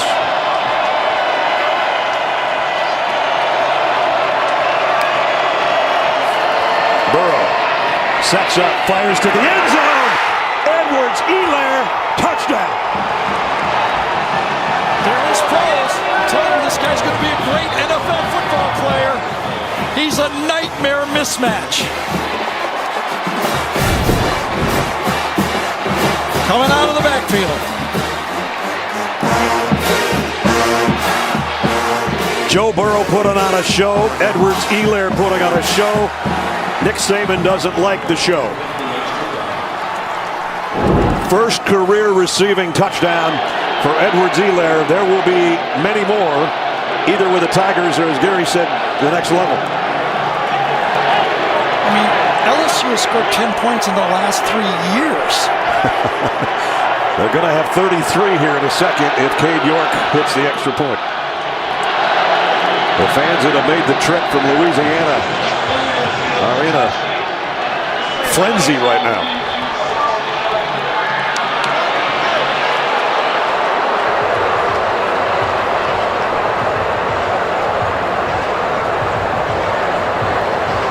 What's under review, we understand from the truck, is a possible targeting hit on Joe Burrow. Took a shot to the left shoulder from Barmore. I thought he caught him on the shoulder. I sort of did too, but I actually do not think that is targeting. Lowers his helmet. The result of the play is touchdown. After video review, there is no targeting. Yeah, I think it's a good no call. Good call. Or lack of, right. I mean, I actually think that's a young player who got called for targeting earlier this year that has learned and did it the right way.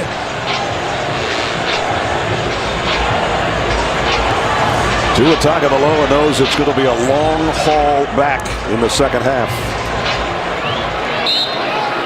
He just seems rusty to me. You know, more than his ankle is bothering him, he just feels out of sorts. York's extra point is good. It only took one play after the interception, the subsequent penalty that set it up at the 13-yard line, and a third touchdown strike from Joe Burrow to Clyde Edwards-Helaire. 18 out of 20, 252 yards and 3 touchdowns for Joe Burrow. And the design of that play was beautiful. And remember, that penalty on Dickerson is what set them up so close that they only needed 5 seconds to score again. LSU, I don't believe I'm saying this, LSU by 20. No. I lived all those games.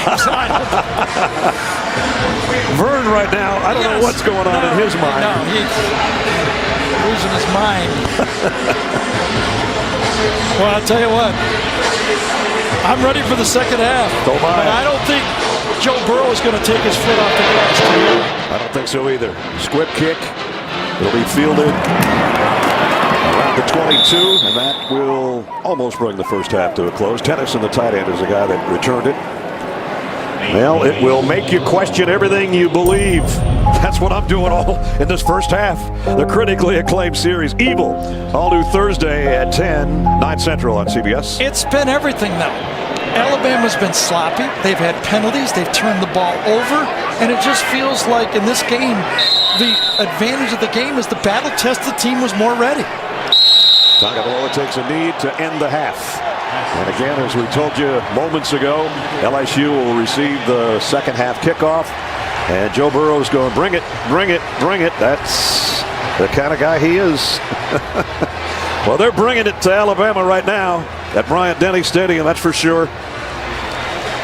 Knicks with Jamie. Coach, does Tua look like himself to you? Well, I don't think our whole offense looked like themselves. I don't think you can blame it on Tua. I don't think it has anything to do with his physical ability. I think we've made a lot of mistakes. We put ourselves behind the 8 ball with penalties. We haven't been able to run the ball effectively. And, he made a bad decision there at the end of the half. All right, Coach, thanks. All right, thank you. Boy, they're behind the 8 ball and all the other balls in the rack right now, huh? What a performance by LSU. They're up 33-13. Adam Zucker, Rick Neuheisel, Brian Jones will be along with the Geico Halftime Report after this word from your local station.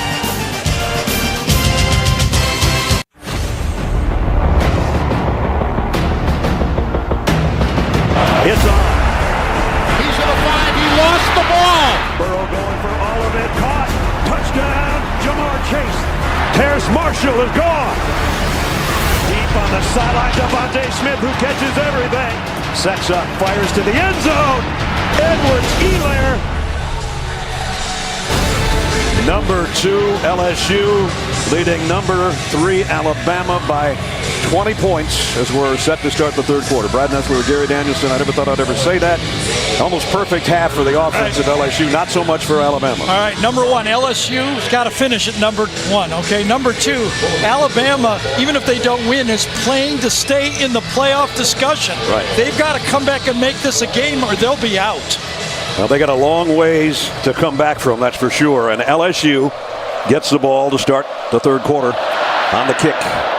And fair catch taken by Edwards-Helaire, so they bring it out to the 25. We want to take you back to a controversial play right before the end of the half. The catch by Thaddeus Moss, the tight end, down around the 1-yard line. It was huge. Gene, you want to try to explain what happened here? Yes, I will, guys. And I spoke with Steve Shaw at halftime. There was a bit of this information we did not get from John McDade when he made the original announcement prior to reviewing.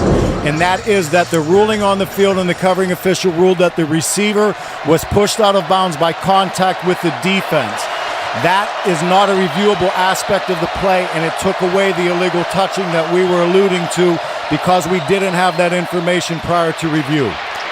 And that might be a face mask right there on a 3-yard run by Burrow. He just straightens his helmet out and gets back up. So Steve Shaw, the head of officials for the SEC, with Gene Steratore, our official in New York, and pretty much tried to straighten that out for you. We just didn't have the information. They could have passed that along to us a little better. A lot happened after that, too. Yeah. Another touchdown. Yeah, 2 of them. 2 of them, that's right. Opening series, third quarter for LSU. Edwards-Helaire, a little jump stop in the hole and got almost her first down as we check in with Jamie. Oh, it was a perfect moment. One of the players for LSU came out of the locker room, looked at a coach and said, "This is what adrenaline feels like." And that's exactly what Ed Orgeron said coming out of the locker room. He told me this is where the line is drawn, but it's a 60-minute game. I asked him if aggressively, 1 to 10, how are you calling this game? He said 10 plus, and we're not taking our foot off the gas pedal. It's just what Gary was talking about before halftime, the way they're playing offense right now. Number 9, and his offensive coordinator, Steve Enzinger company, still applying the gas here in the opening series of the third. Well, they know how dangerous the Alabama offense can be if they get on a roll, so they got to continue to score. Play action for Burrow. Steps around the rush. Now he'll get what he can and get out of bounds. You know, for trends right here, Ness, the world has changed. How about that? Oh, man. Completed his first 13. An off half for Tua Tagovailoa coming off the injury, a fumble, and an interception. 26 points in the last 4 games against Alabama that Gary did, and 33 right now.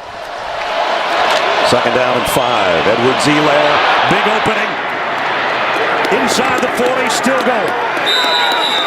Tell me you wouldn't want this guy on your football team. I'm not going to tell you that. He is a lead back. He is a running back. He's picking up blitzes. He's a mismatch in the secondary. He's what every NFL team is looking for now. And not bad in college either. The Alvin Kamara type of thing. Yes, he is. And you mentioned Darren Sproles earlier. And because of his size, that's who he kind of reminds me of, because he's not the biggest dude, 5'8". He's thick, though. Yeah, he's put together. It doesn't matter how tall you are at running back. Sometimes it helps you. You can't find him. At the 36-yard line, immediately here in the opening moments of the third quarter, LSU threatening again. Burrow. Here comes Jennings, who's got 2 sacks already. Lewis joins him, knocks him out of bounds, and Burrow throws it out of bounds.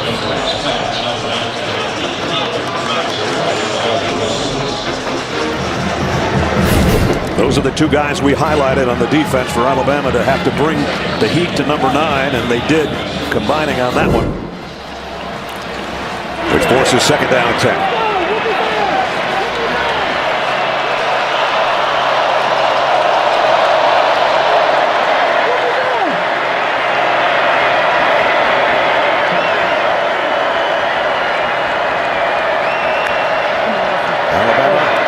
A little bit of heat, got to Burrow, intercepted by Lewis. McKinney knocked the ball out of his hand.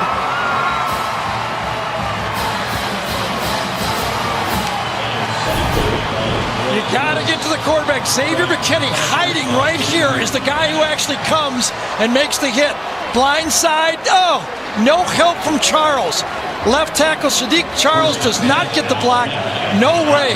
Joe Burrow doesn't read that as a hot because he has a tackle on that man. Charles does not get out there quick enough. It's actually, is it a fumble or interception? Whatever. They called it an interception. It's Alabama ball. And Joe Burrow had to make the tackle. So McKinney with the hit. Lewis, who we just said is an impact player, with the interception. And Alabama on offense, the 42-yard line. Down the middle, and a misfire intended for Henry Ruggs. Well, you've got all that talent to the wide side of the field here, but the ball just looked like it was catchable. But Ruggs, I don't know if he lost it, was behind him, or what. But from that angle, I thought he was going to catch it all the way. All of a sudden, it's incomplete. So many games we've had of Tua Tagovailoa, the ball seems to never touch the ground, and that's not the case today. 11 out of 20. Judy in motion behind him. It's Najee Harris following his blockers, and somehow bounced off of Patrick Queen. And he might have a first down. Well, I'll tell you how somehow he bounced off of Patrick Queen.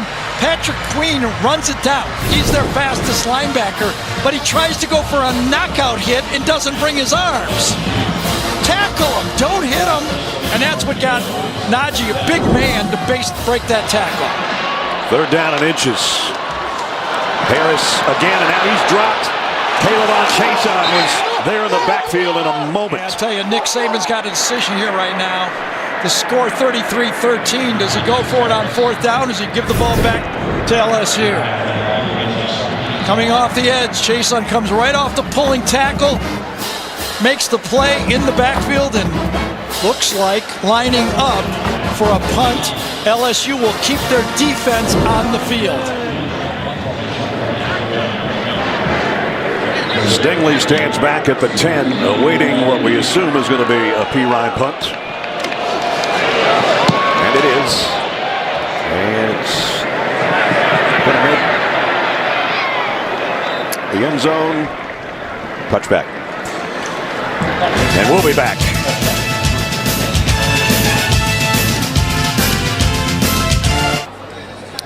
Battle in the West going on here, but let's take a look at the Dr. Pepper SEC Conference standings in the East.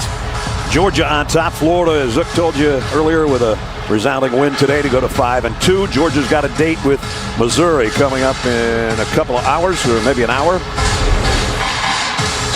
I really feel that the offense is helping the mojo, the LSU offense helping the mojo of the LSU defense. A 3 and out at a critical part of the game. They believe. They sure do. Long way to go, but a 20-point lead to play with. This Alabama defense got a turnover. Let's see if that sparks them now. First down at the 20. Burrow in the shotgun, set to throw again. Joe goes over the middle to Edwards-Helaire with a spin, and another first down. One of the biggest fears Nick Saban had in this game was Clyde Edwards-Helaire getting inside his linebackers. And that's exactly what happened that time. He got inside of Terrell Lewis. He said, it's okay if we push him wide, but if he gets inside, he can gash us. Got 5 catches already. Had a career high in receiving yards last time we had him, on 7 catches. Now he's got number 6. And he takes number 7 with him out of bounds. And here's the part of the game, okay? In the modern football in the SEC, it's not downhill rushing yards, it's combined. And so far in this game, Edwards-Helaire is over 100 yards combined, rushing and receiving. So he's got a new career high in receiving yards with those 59 on 6 catches, including his first career touchdown. Here he is on the ground. Couple of yards that time, short gain, before he's brought down by Nasiga. Take a look at Joe Burrow timeline. Great basketball player as well. Ohio, Mr. Football, went to Ohio State. Backed up T.J. Barrett, and then he thought he had the job won in spring, but he broke his thumb. As the third-string quarterback, Dwayne Haskins takes over, named the starter after the spring game. Joe transfers to LSU in May of 18, and now he is a bona fide Heisman Trophy candidate. Yeah, I would say right now it's his to lose. It's Jennings that's down. That would be a big loss for Alabama defensively. The Home Depot SEC on CBS is sponsored by Mercedes-Benz, Chick-fil-A, Amazon Echo, and by USAA. The jumpers made it in today from Keith Walter, Steve Smith, Corey Christensen. Keith Walter, a Tuscaloosa native, by the way. Our aerial coverage, not quite as noisy as the helicopter. Sponsored by State Farm. Our blimp over Bryant-Denny Stadium. As nighttime settles in, the moon shines bright, and man, LSU has been shining since the opening kickoff today here in Tuscaloosa. 2nd down and 7 at the 48. Burrow in trouble, got away from Lewis, still looking to throw, and incomplete, intended for Terrace Marshall. It's a great play by Burrow to getting away from that sack. Let's go back one play. Anthony Jennings gets hurt on the play. He engages with Charles on the bottom of the screen. It's his left knee. I don't know if he was right there when he stuck his foot in the ground and Charles put his weight on him. That's when I think he tweaked it. Alabama desperately needs a stop right here. 3rd and 7. Empty backfield. Interesting. Diggs is out there this time with Clyde Edwards-Helaire. Who's up on the top of your screen. Extra heat coming on Burrow, and it got to him, but he got away again. Throws complete. Are you kidding me? I know. Edwards-Helaire, and he's close to a first down. That's right. Are you kidding me? I mean, this was a free run. Maiden has him. Spins off of him and then finds the smallest guy in the field. Talk about keeping your wits about you. 4th and 1. Timeout LSU. Got to think about this one a little bit. Yeah. There's a difference between aggressive and reckless. And, do you go for it here and give Alabama hope? Or you punt them down there?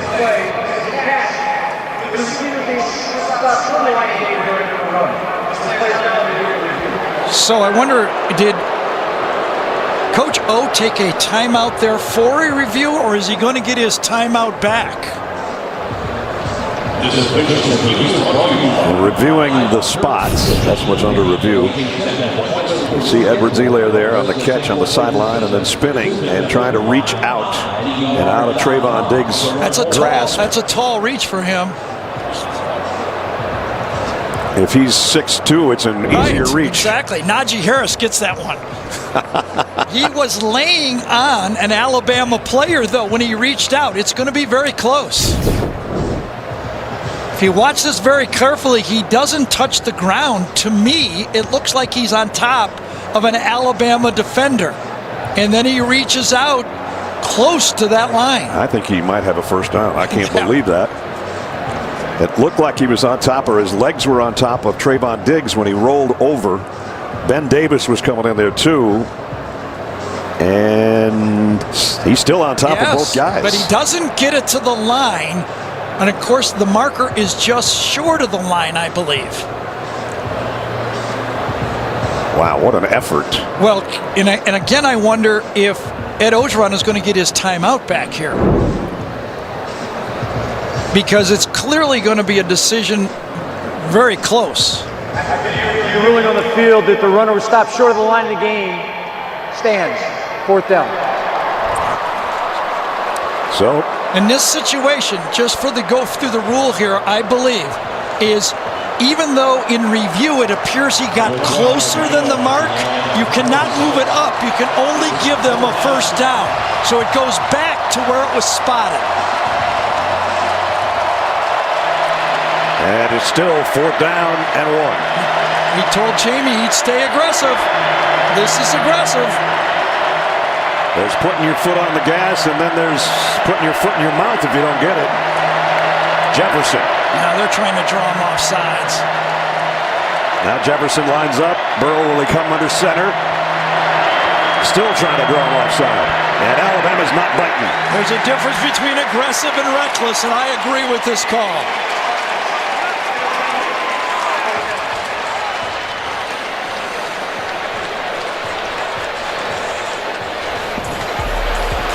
So it'll be a punting situation instead of going for it on 4th down.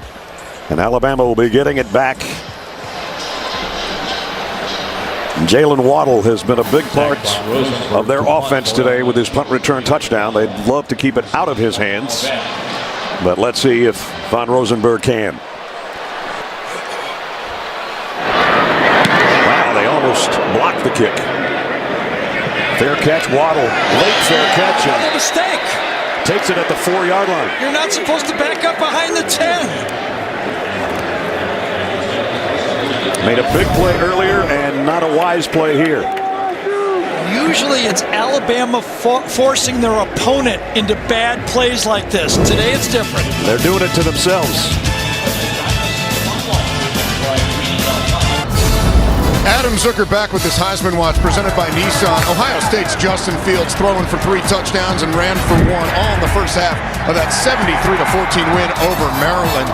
Coming up tonight, Jake Fromm looking to avoid the upset against Missouri, and Travis Etienne looks to lead Clemson back into the top 4 against NC State. But right now, it's Joe Burrow cementing his front-runner status, guys. You got that, brother. 8:21 remaining. Joe Burrow's been unbelievable today. He has, but Johnny Manziel finished the game with a win. I think Joe Burrow has to finish it.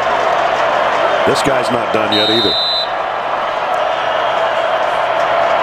But a bad spot to start at the 5-yard line. Najee Harris cuts it outside, got to the corner, got to the sideline, still going. Najee Harris, his biggest run of the day. At the beginning of the year, the Alabama coaches were critical of Najee not hitting the holes, trying to bounce outside too much. He's doing it now exactly the way they want. I think Leatherwood that time, one of the 2 great tackles that Alabama has in this football game, got a key block on the play. Najee 76 yards, 31 of it right there. Out to the 36. Play action, Tagovailoa. Here comes Caleb on chase out. He just got to rip it to the sideline and a flag down. Sure was. And Tua getting up gingerly. There's a flag on the field. Neil Farrell is the guy that's down.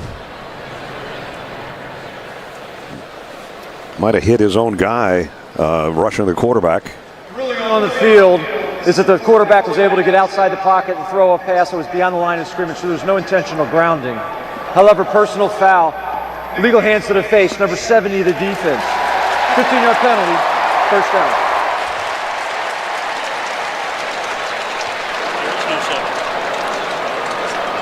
I was wondering if he means number 90, Rashard Lawrence. They're going to switch this. Yes, exactly, was Leatherwood. Penalty's half the distance to the goal line. 1st down. You can see it in the middle of your screen right there. He had the number right, the color of the jersey wrong. Good call. They cleaned it up at the end of it. We're all looking on our boards right here, right? We're all looking like, well, I got no 70 on LSU. But there is on Alabama, and you saw the hands to the face on the on-rushing Caleb on Chason, who was putting the heat on Tua. You think that Dave Aranda's defense hasn't answered the bell since the touchdown over Derek Stingley. Since then, the Alabama offense, Dave Aranda has held them to a 3-and-out, an interception. They kneeled down before the end of the half, and then another 3-and-out. And look where they are right now. 1st and 25. Alabama continues to make it more and more difficult on themselves.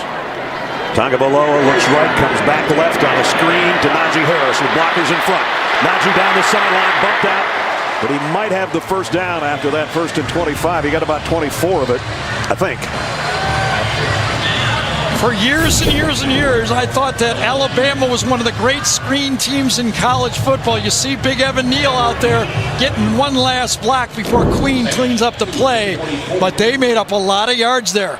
Got 23 of the 25. I'm telling you, Tua, he's just due to get hot here. Doesn't it feel like it? I just keep waiting for a slant pattern that goes for about 60 yards. When's it going to happen? Najee Harris. Oh, wow, what a move. Look at that. That's a big man, too. And he's a great receiver. We've showed you already. He broke tackles when Grant Delpit tried to take him. Gets inside, follows Deontay Brown around the corner, and makes another positive play. Najee gets into LSU territory. He'll get a breather as Brian Robinson comes in to the tied backfield. I know it's 33-13, but Alabama has to stick with being balanced here. Keep a little bit of run, throw the slants, be willing to make first downs when they need them. Tagovailoa to throw, maybe. There's a crossing route, but Devontae Smith dropped one. Yes, and Tua made a good throw, but he had to throw it off his back foot because he was getting pressure on the play. As we talked, Mac Jones warming up, he saw Tua start to limp around with his foot out there. He's got to be ready just in case. Played against Arkansas as the starter and threw 3 touchdown passes when Tua Tagovailoa was out with the injury. And there you see the right ankle. Yeah, there's no doubt he's feeling a little bit more than he did in the first half right now. And that was the game plan for LSU. They thought as the game wore on, he would get weaker with that ankle. He's all by his lonesome right now in the backfield. Back to throw. Steps up. Deep ball. Man there. Judy dropped it. Would have been a touchdown. And now Jerry Jeudy a little bit cramped up after stretching out all he could for that one. Well, it's man-to-man coverage. Kerry Vincent, number 5, is beat. Jeudy usually runs right with these and grabs the baton. That's a perfect throw. And Jeudy drops it. And Kerry Vincent, the guy that was covering, is still down at the 5-yard line. I don't know if there's a better deep thrower in college football than Tua when he's on and throwing those deep balls. Most of the time it feels like he's passing a baton in a track meet. With Kerry Vincent down, we'll check out him and take a break.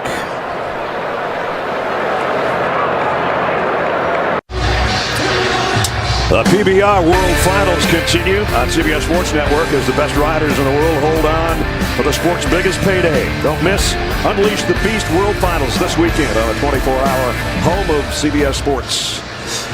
Vincent went to the locker room.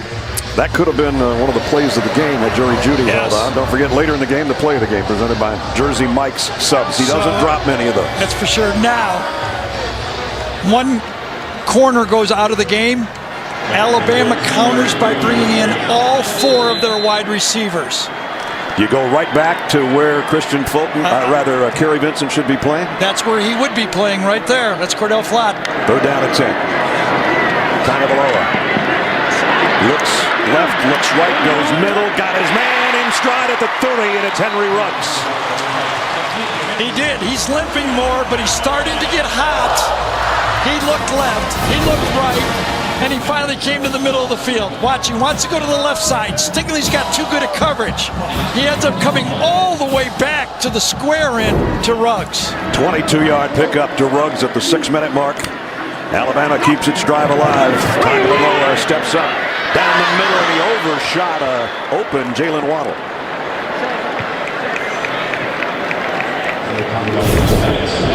He's in the slot. He's matched up inside.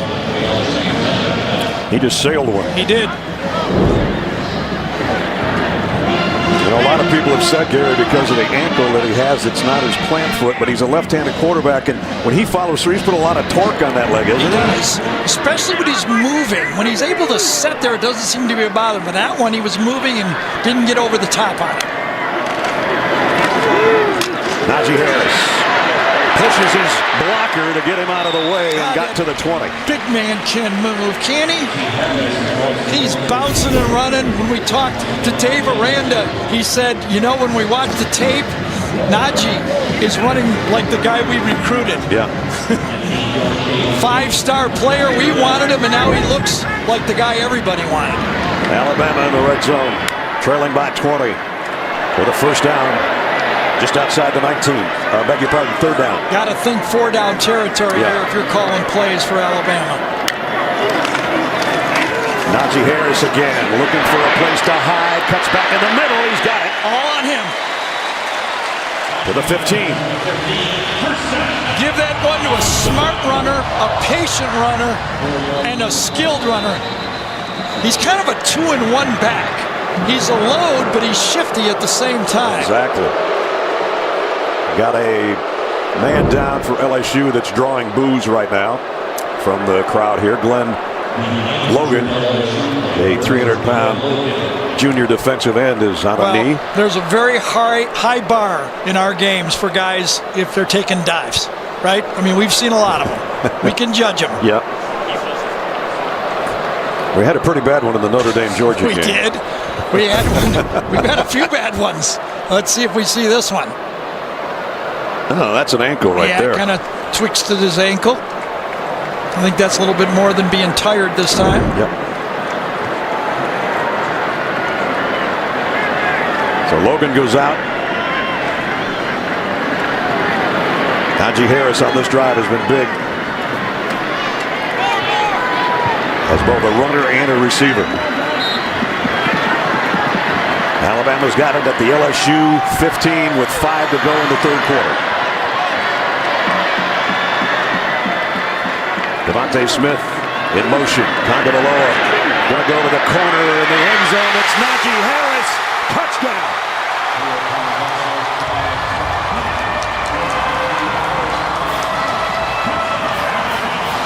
You don't see a lot of back shoulder throws to running backs. But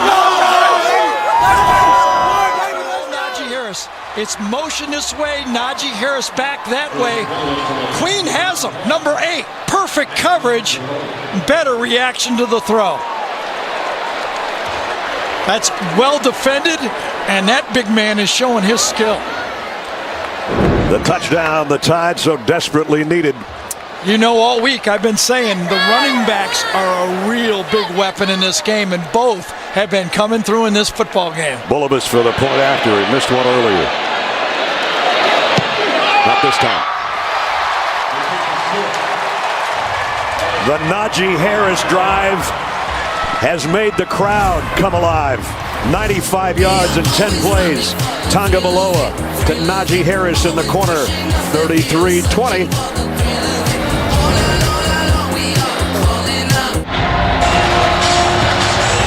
Alabama's 95-yard drive has cut it to a 2-score game. Still a lot of football left.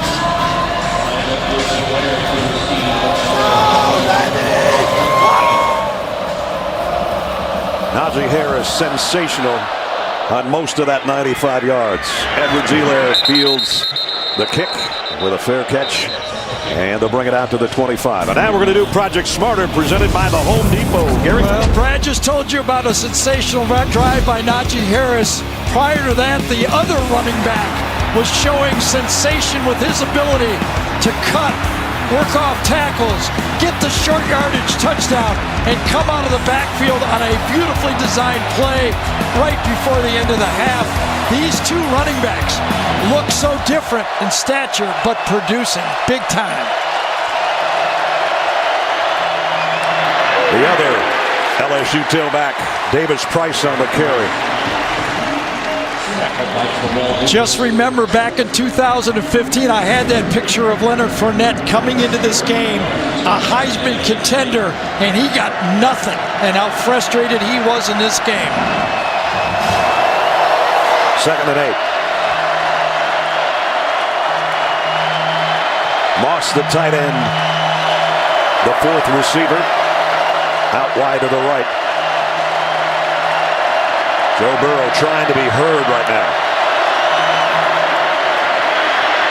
Calmly throws it across the middle on the fly to Terrace Marshall.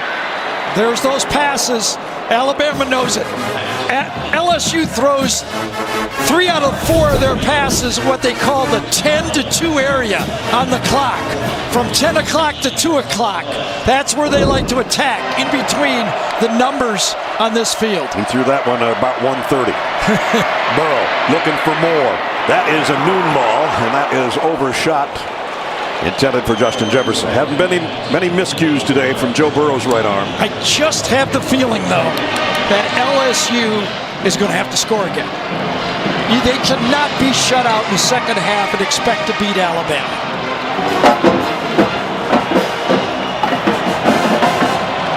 Second and 10. Can Lewis and Jennings get home to Burrow? 24 and 33. They're both standing up right now, but they're both going to be coming. Oh, one drops. Burrow throws it out in the flat to Davis Price. Open field tackle's a good one by Trayvon Diggs. And it's third down. One of those exotic looks from this Alabama defense. Looks like 4 are coming. They bring in extra safety, and they drop one of the linebackers. Big third down. Both ways. Burrow hit as he throws. Lofted it too high for Jamar Chase, incomplete.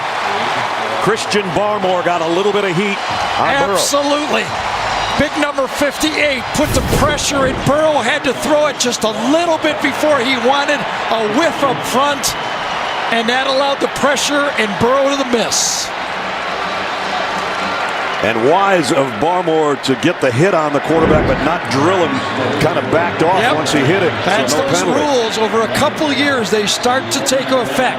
That's the safety that the officials of college football are trying to institute in the game. That's a one-hopper that Ben Rosenberg took off the turf to get the kick away. Waddle with the fair catch. Does so in traffic around the 21-yard line. Next Saturday, it's an SEC on CBS doubleheader. Starting at noon Eastern, 10th-ranked Florida makes a visit to Missouri, followed by a huge matchup.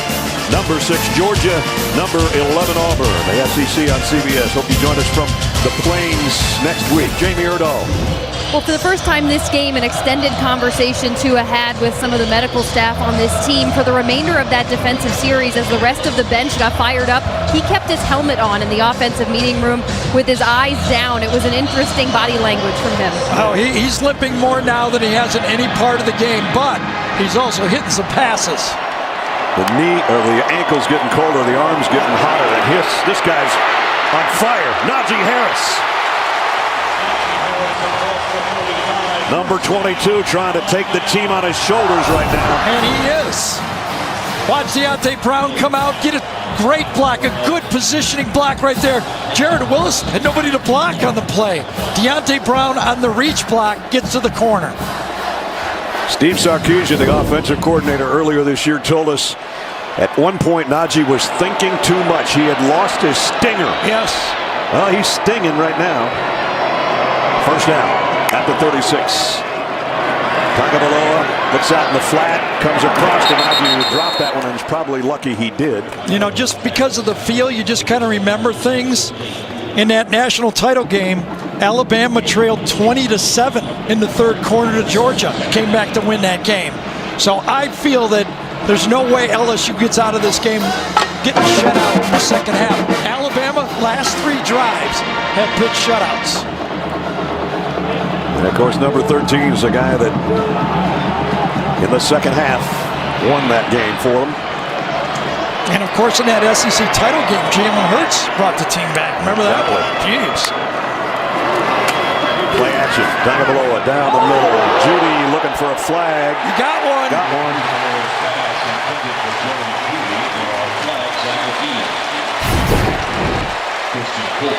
What a battle. Fulton against Judy.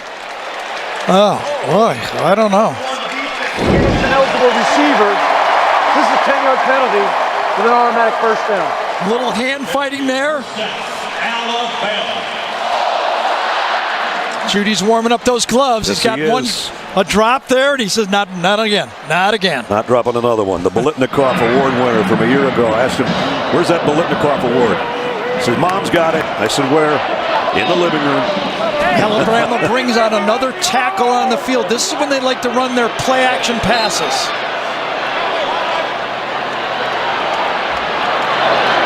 First down at the 46. Tagovailoa loads, goes deep, far sideline. Devontae Smith got it.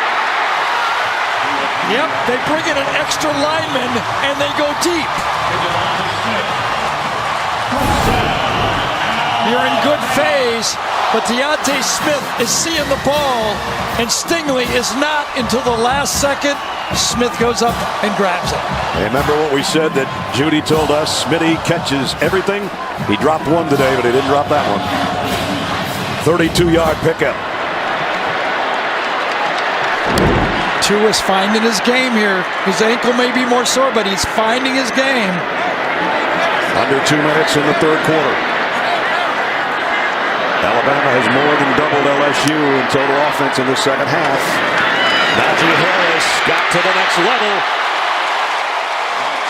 Down to the 12. Well, Landon Dickerson that time, the center. He had one bad play early, but watch him on this one. The big guy in the middle. Boom, turns it and stays with it. That's what the crease is made. 2nd and 1, under center to Tagovailoa. Gives it off to Harris, who loses a couple.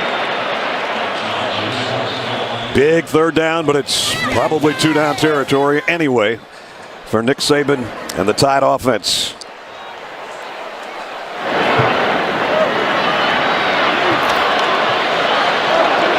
Third down passing today for Tua. 3 first downs of the 4 completions. Will they throw it here or give it to Najee Harris? We're about to find out. Well, they've established both now. No way LSU knows what they're going to do. You got to guess past them. LSU going to blitz? They do. It's Najee Harris. Wow, they're pushing the pile, but nope, they stopped him short. It's 4th down. Well, Nick Saban's going to have the 4th quarter decision to make.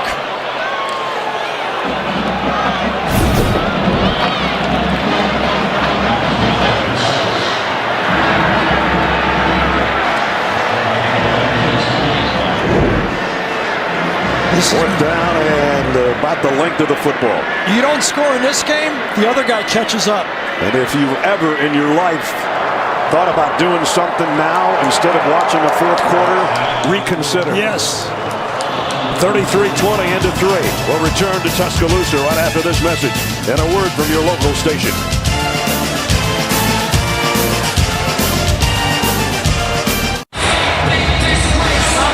We start the 4th quarter in Tuscaloosa with a 4th down for the Crimson Tide. And remember what LSU has been doing in this situation, coming off the edge. 4th and 1. Aranda has been blitzing off the edge. An eye backfield for the first time today. With Najee Harris, the tail. He'll get the call. He'll get the first down. He might get the touchdown. He's down to the 1. I mean, you talk about confidence. They ran right up the middle. Right behind 16. Oh, what a block by Leatherwood, number 70. And KO, the linebacker in there is the lead back. Timeout LSU. They don't have the right group out there. I don't know if they got a call. Yep. Ed Orgeron ran all the way down to the 5. He hasn't ran that far. He hasn't run that far in years. Or that fast. Yes.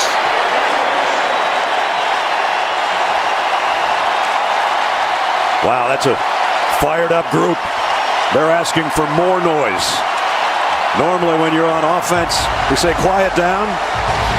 They're getting the crowd into it. We heard the ticket was an expensive ticket. You know what I'm saying? It's worth it. It's worth it. It is worth it. They have had fun here in this second half.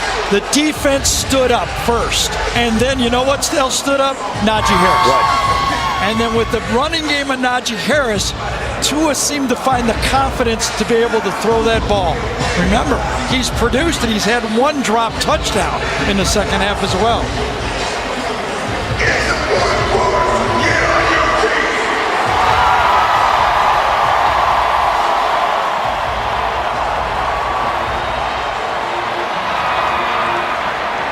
First and goal. Career high for Najee Harris. He might add number 175 total yardage right here. Nope, they fake it to him. Tua tosses, intended for the tight end, incomplete. Takes a lot of discipline on those play-action passes near the goal line like that. Everybody does their job, got pressure in the quarterback. Good job inside by Jacob Phillips, number 6. Stays with the tight end. Delpit on the other play. Good discipline. Tua sort of had double clutch a little bit, almost dropped the snap. They don't do it that often, do they? No. Second and goal. Number 22 is getting the ball here, isn't he? I would think. I'm surprised he didn't get on the last one. They've got every tight end they've got on the roster in there to help block, including Tennyson on a motion. Second and goal, Najee Harris. Touchdown, Alabama.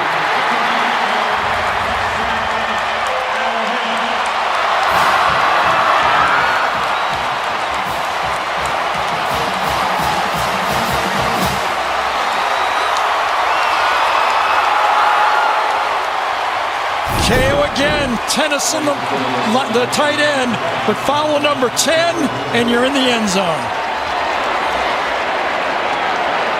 Extra point coming up.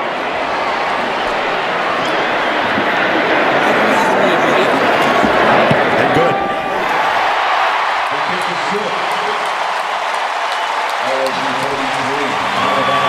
The Najee Harris show in the second half. Spectacular. 78-yard drive, 9 plays. Najee, the final yard, it's 33-27.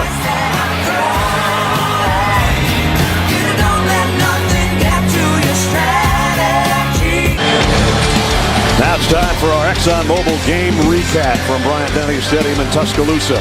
Started sloppy for Alabama, making mistakes, turnovers. This fumble by Tua Tagovailoa led to LSU's first score, 92-yard march after that fumble recovery. Joe Burrow doing what Joe Burrow does. 334 total yards, 3 more touchdowns. And he's looked all of a Heisman Trophy candidate for sure. Big lead for LSU, and it looked like it was more trouble for Tua. Only his 3rd interception of the season. Gave it right back to LSU. But Tua's had his moments. Najee Harris in the corner of the end zone. Moments ago, Najee Harris by ground. And lo and behold, it's a 1-score game. Brad Nessler, Gary Danielson, Jamie Erdahl, Gene Steratore. The lights of Tuscaloosa. What a finish we're in store for. 14:33 remaining.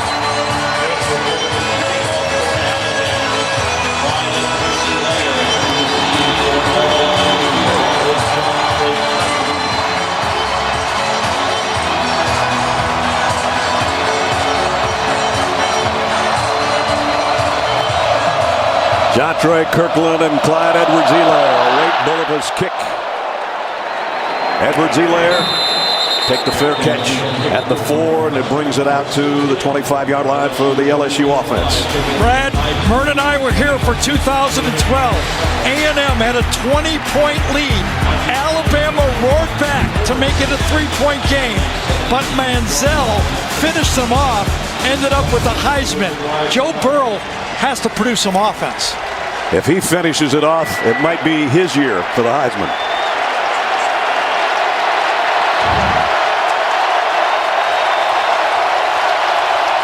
From the 25, 1st and 10 Tigers.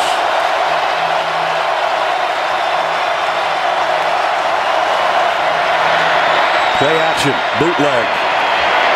Short throw to the tight end. Moss got it across the 30 to the 32. This is where LSU's game experience this year, the Texas game, most specifically is going to pay off. But the Alabama team's been in a bunch of big games. These players have played in SEC championships and the playoffs. Both teams are going to rely on their experience here in the 4th quarter. 2nd and 3, Edwards-Helaire busts into the secondary. First down, LSU. So the 2 quarterbacks come in here. The 6 receivers come in here. And who are the stars? The 2 number 22s. Not like I didn't warn you.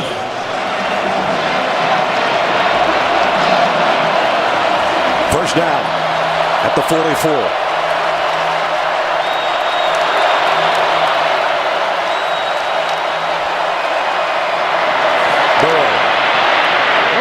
Rose completes it somehow in there around the 50 to Jamar Chase. That was in some traffic. Well, watch the Clydester here. You got to catch the ball, run with the ball, and block for your quarterback. Shaheem Carter's coming in free. He puts him upside down. Ball right at the midfield stripe. 2 minutes into the fourth. Second down and 4.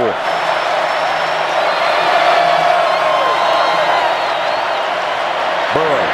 Calm throw to Edwards-Helaire. The spin's not going to work this time. Xavier McKinney stays home to make the tackle. The most important part of modern-day football is tackling in space. And McKinney got that one.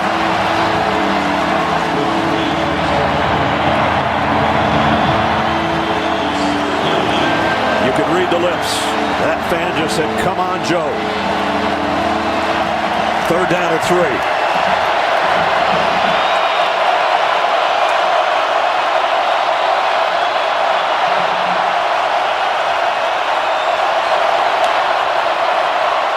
Burrow throws on a crossing route to Jefferson for the first down. Well, they go with that stack look. That's what Joe Brady brought from New Orleans. He goes out, stalls for a second, and then follows the receiver right behind him. He just gets in there and makes the play. Burrow looking for more, going deep. Man is there, and incomplete, and he looks for a face mask. Jamar Chase doesn't get the call. Trayvon Diggs was covering.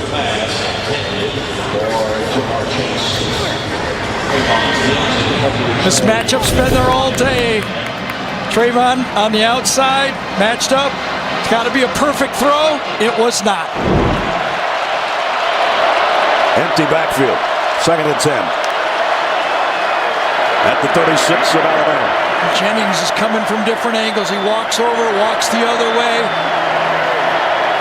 Don't know where he's coming from.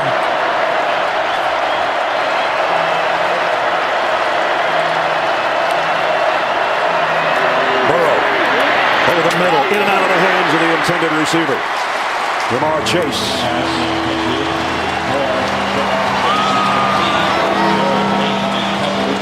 We showed you that time Jennings walked back and forth, and then it was a stunt. Enough time for the throw. Should have been caught. One of the few drop balls that LSU has dropped all season. The pressure is building in this game. 3rd and 10. The noise in here is deafening.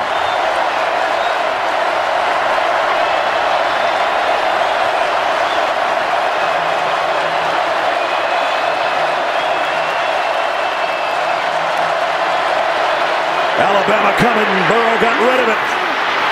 Shoestring catch by Helaire. Holy cow.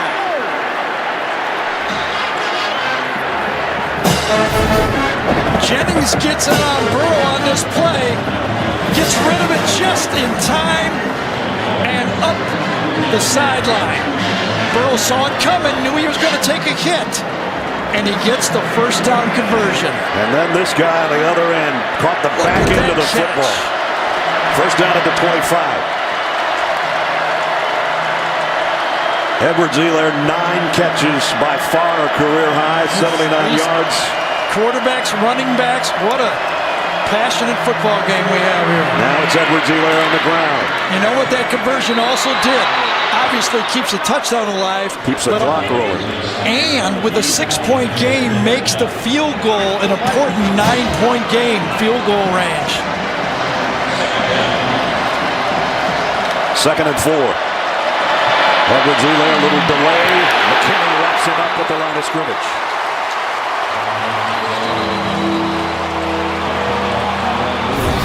This Nick Saban defense is moving up closer and closer, attacking more and more. Coming off one side was Jared Maiden, right into McKinney for the tackle. Deculus, the right tackle, is the man down for LSU. We'll take a break.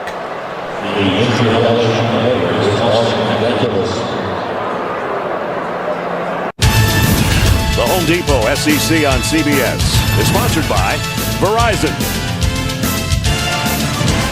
New York Life, Jersey Mike's, and by GMC.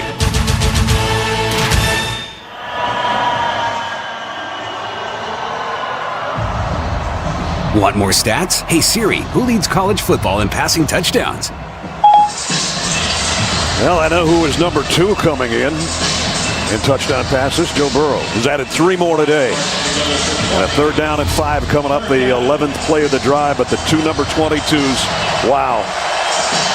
Something special on both sides. Empty backfield for Joe Burrow, 3rd and 5. Nick loves to play combo.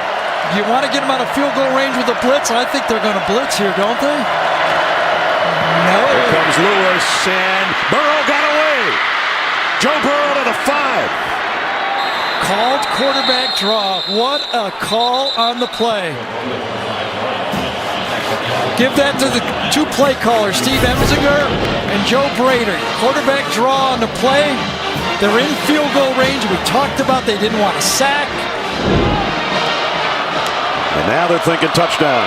Edwards-Helaire with a spin, and he'll have one. Touchdown, LSU. I think it was too many men on the field as well for Alabama. They'll decline it, and that'll be a touchdown. Alabama tried a late sub. Substitute was not able to get off the field in time. The penalties declined. Result of the play, touchdown. Well, cool Joe Burrow and Edwards-Helaire maneuvered this team down the field, but he had to make somebody miss, and he did. Xavier McKinney is the man that Edwards-Helaire spun out of the grasp. Of course, LSU goes for 2 here now to try to make it a 14-point game.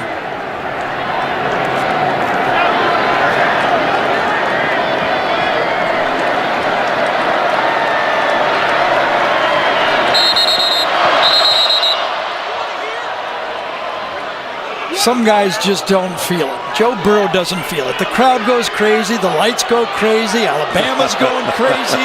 He just calmly leads them down the field. Edwards-Helaire is over talking with one of the coaches. Yeah, and we teed it up by saying, could he do a Manziel drive? I think that was a where Manziel they want to place drive. the ball for the 2-point conversion. They're going to place it at the left hash mark. That was what the situation was. What spot they wanted for the 2-point conversion. So left hash. 2-point attempt for the Tigers.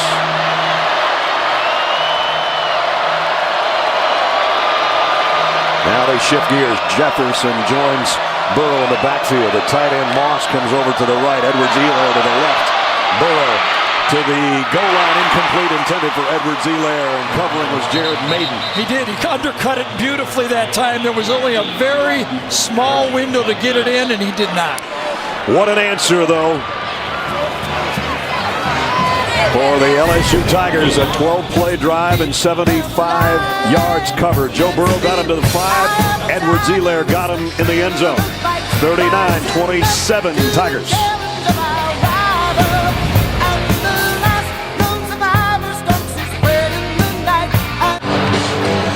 He's starting over with a little help from his friends. Meet the Unicorn, starring Walter Goggins. All new Thursday at 8:30, 7:30 Central on CBS. As Gary said, the lights going crazy, the fans going crazy, and Joe Cool says, I got this. Yep. If you're a competitor, you don't let all this stuff bother you. You just concentrate on your job. Heck, that's why he came here. He wanted to play in the SEC. He wanted to do this. By the way, his 342 is his 7th 300-yard-plus game of this season. Avery Atkins to kick.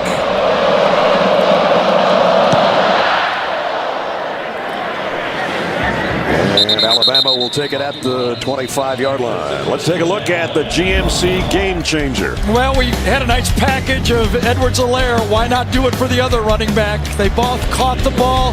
This back shoulder throw and catch. The big man shows his athletic ability. And then watch him get up in this play right here. Chris Owens, the former center's in there as an extra tight end. He gets a big block and then into the touchdown. Now, down 12 points. 10 minutes to go as Najee has put 175. Still plenty of time. You don't want to go away from Najee Harris. That's when the offense started working. Doesn't mean you're going to run every play, but you don't eliminate the run game. 10 minutes is an eternity for these two offenses. Play action to Najee Harris. To Tagovailoa. Running out of time. Down he goes. Rashard Lawrence is the first guy to get there. Yeah, but great coverage. It was actually good protection. The mental clock this time for Tua should have gone off. Look at that protection. Nowhere to go with the ball. You got to get rid of the ball. Save us here, quarterback. You're veteran quarterback. We need 2nd and 10, not 2nd and 19. Ruggs and Smith and Judy all to the right side, and Tua's coming across the middle the other way. It's dropped by Harris. Patrick Queen was covering, and Najee Harris is looking for a flag. Well, remember, it was Patrick Queen who had the coverage on the Najee touchdown in the end zone. Harris won that one. Patrick wins this one. Good coverage.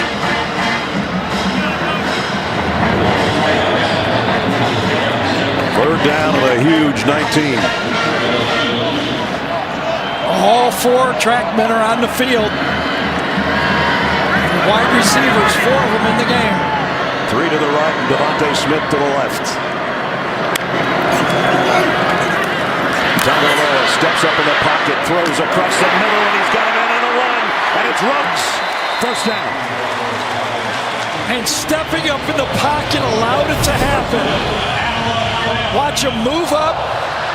Plenty of room, beautiful pocket, and Ruggs, the same play he hit earlier.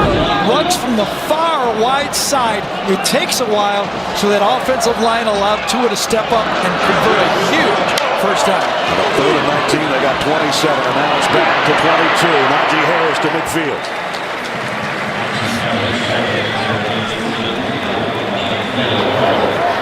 So we approach 8.5. Alabama going a little bit of tempo here. They can only go as fast as that right ankle will carry it. Well, right now it's the left arm more than the right ankle. There's the left arm, and traffic incomplete intended for Ruggs. And Cordell Flott, the freshman who took over in that secondary when Kerry Vincent went down to an injury. And Flott, an Alabama high school player, signs with LSU and makes a play, at least on this one. Did he have his arms all over him? Might have. Might have. Got away with it. 3rd and 1. She does not agree. Tagovailoa again under center, which is a rarity. Najee Harris behind him. Fakes it to him. Wants a long ball, and caught by Smith. With Stingley all over it. I thought Queen was going to dislodge right there. No, it was actually Stevens, number 3, was going to knock Smith off his route. Stingley could not get there, and the great hands. Brad told you how Judy said he's got the best hands. He showed it. And the 28, Najee Harris up the middle, inside the 25. The wide receiver comparison we showed you on the season earlier today. Now we'll show you what's going on today. Still yes, tracking pretty even, aren't they? Pretty even. And Tua's gone over 300 yards now as well. 311, 342 for LSU. But a performance by Tua. Started off slow, a little rusty. He's limping a little bit, but he's still in there.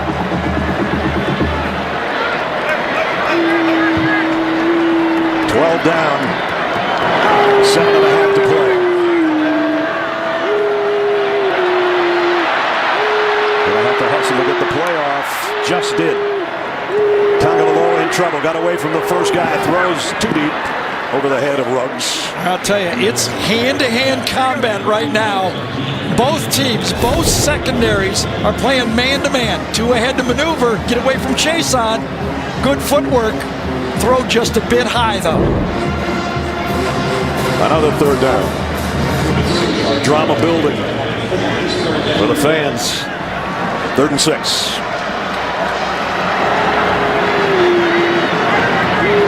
Field goal means nothing here. The tight end in motion.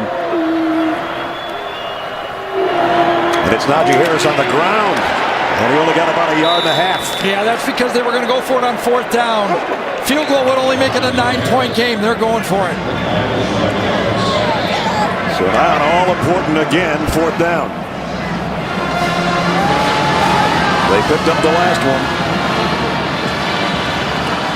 Can the LSU defense finish this off? They had them 3rd and 19.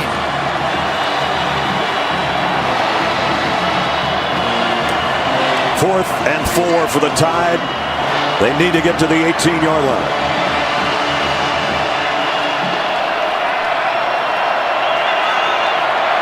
Judy in motion. They're going to have to take a timeout.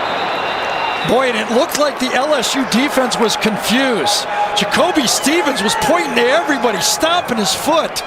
If Alabama could have snapped it, they'd have had an advantage. Here's what Gary's talking about. Yeah, watch Jacoby Stevens. He's talking to everybody. He just keeps doing it the whole time. He's turning around. He yells again.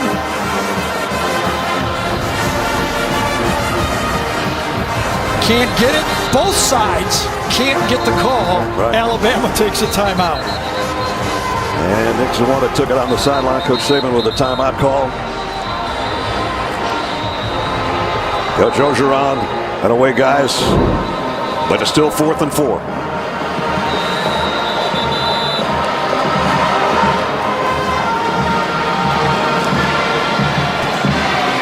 Plays don't get much bigger than this one. No.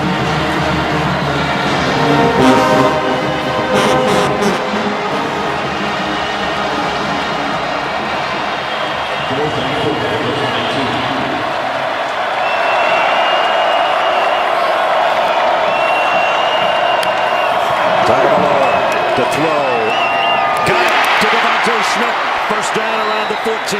Hey, what do? When you're in a situation when you have a big play, don't think plays, think players. And they went to their reliable player who schools Stingley at the line of scrimmage. He beat him in the first yard of the route. Stingley's got no one to cling to on that one. He had his eyes on him, but the veteran Deontay Smith beat him at the line of scrimmage. Man down. Might be good. Jacoby Stevens, I think. We'll check on that when we come back.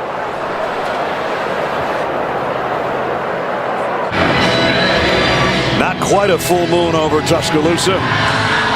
But what a football game. Jacoby Stevens was the guy shaking up on that last play on the tackle on Devontae Smith. Seemed to be holding his neck area. And they're down a couple of safeties. They are. Looks like Cameron Lewis is going to have to come in for him, a substitute. Maybe a 5th safety. Penn State lost today. The winner of this one, I don't care if Ohio State won by 100 points. I would think if LSU beats Alabama, they're number 1 next week. Georgia playing Missouri tonight. And on this drive, the 11th play of it, Alabama's picked up 3rd and 19 and 4th and 4. And now going to swing it out to Jalen Waddle inside the 5. Well, they got the whole package right here. Steve Sarkisian is bringing it all right now. Put the man in motion, stop him, and then go out. Quick throw. It's almost like a running play to the outside. Put your fastest player on the edge. Pylon cam as he's coming right at you. Stevens back in the game, number 3. They can actually get a first down without scoring. 2nd down and 2. The first down marker is at the 3. The ball's at the 5. Tagovailoa wanted to go to Waddle. Now comes back the other way. The ball's tipped and incomplete. It's intended for Harris. Rashard Lawrence for the 2nd time today swats one away. That was coverage. You said it. He wanted to go to the right side of the field. He wanted to go to the Waddle. But LSU bumps out. Ball is covered. Can't get it. And Najee Harris says, I could have scored if that ball wasn't tipped. But it was. Big number 90. You do wonder right there with a healthy Tua, would he have just taken that ball and gone right up in the middle? I think that's the first time in this game, I think, the old Tua would have gone right to the end zone. 3rd down and 2. Najee Harris switched sides of his quarterback. Play action. Motion slant dropped. Judy had a hand on it. Cameron Lewis was there defensively. It's 4th down again. Just remember the significance. Every play takes more time off the clock because Alabama have to score twice. He's got it. Judy could have had it. And you're expecting your guy, that guy especially, to make this play. That's a big-time drop. Yep. Well, as I said, they picked up a 4th and 4. It's a fingernail biter, 4th and 2. Remember, could it be LSU, 3rd time a charm, 3rd and 19, 4th and 4, now 4th and 2. Will Alabama make them all? Tagovailoa pumps once, goes to the corner. Got it this time. Touchdown, Alabama.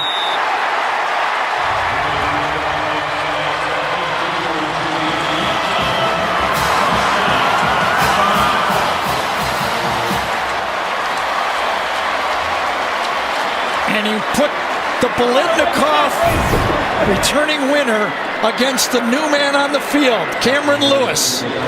The substituted safety against one of the best route runners we have in college football, and he catches this one. Bulovas in for the point after.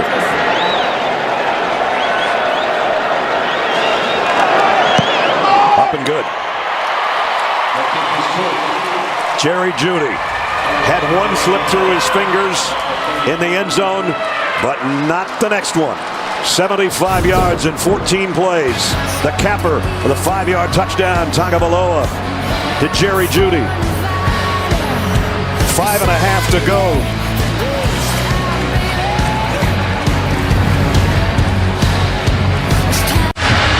Alabama has had 4 possessions this half.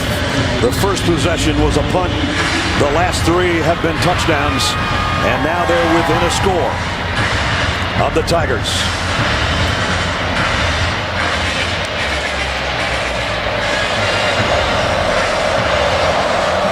Bulovas to kick off. And he'll kick it away. And immediately fair catch signal comes up from Edwards-Helaire. The whole game, it's been the same thing.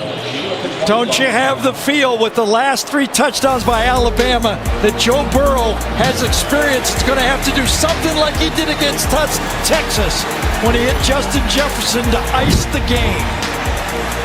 Can he do it again? Because it got the feeling here now, if you give the ball back to Alabama, they're going to score again.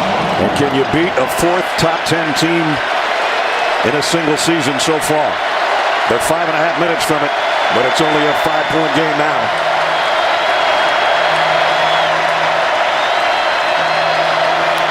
Edwards-Helaire out of the backfield. Burrow's going to throw across the middle on the fly. He's got Jamar Chase. Chase all the way into Alabama territory in one play. How sneaky was that play?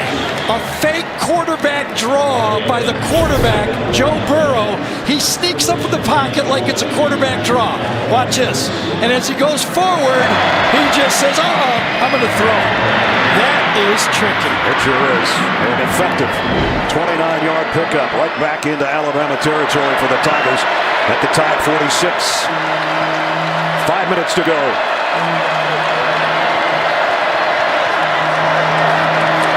Always got to get this thing under 5 seconds when you snap the ball now.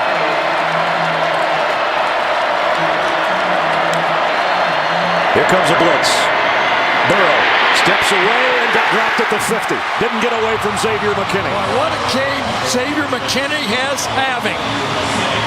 Tackling in space, coverage, blitzing off the edge. He has been in the backfield all day. Free shot that time. A well-designed blitz by the Alabama defensive staff, and he gets a free shot at Joe Burrow. And it brings up 2nd down and 14 back at the midfield stripe. 5 sacks today, 5 sacks a year ago in this game.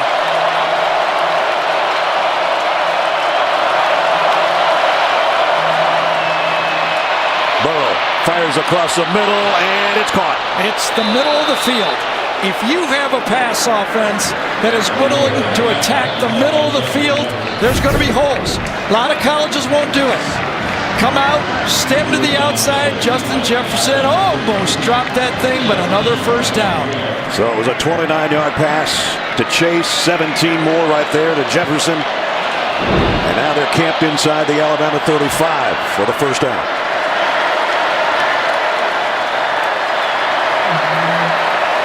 And down to 3.5 minutes to go. Take your time, get it to 5 seconds. They do. Edwards-Helaire inside. Lewis made the tackle. He was coming with the pressure and dropped back and got a nice tackle on Edwards-Helaire. The weapon. It's not all your quarterback. When you've got one of those guys, Najee Harris or Edwards-Helaire, you can always run that ball. One more first down, and Alabama's going to have to start using their 2 timeouts.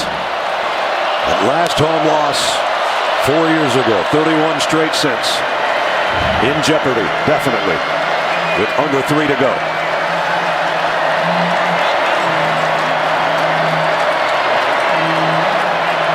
Again, as Gary said, under 5 on the play clock. Burrow, quick throw out to his tight end Moss. And Moss fights his way to the 25. Alabama with 2 timeouts remaining. 3rd down and 2. Field goal makes it an 8-point game, but they don't want a field goal. And Burrow keeps it. Joe Burrow might be a Heisman moment right there if he hasn't produced enough of them. And this was a read all the way. The zone read, and he keeps it. You run, you run, you run. You see the crashing end, and he just keeps it. An 18-yard pickup. No hurry here if you're LSU. No hurry. First and goal at the 7. After this play, Alabama will use their timeout if they don't score, that is, LSU. Edwards-Helaire. They will score. Touchdown.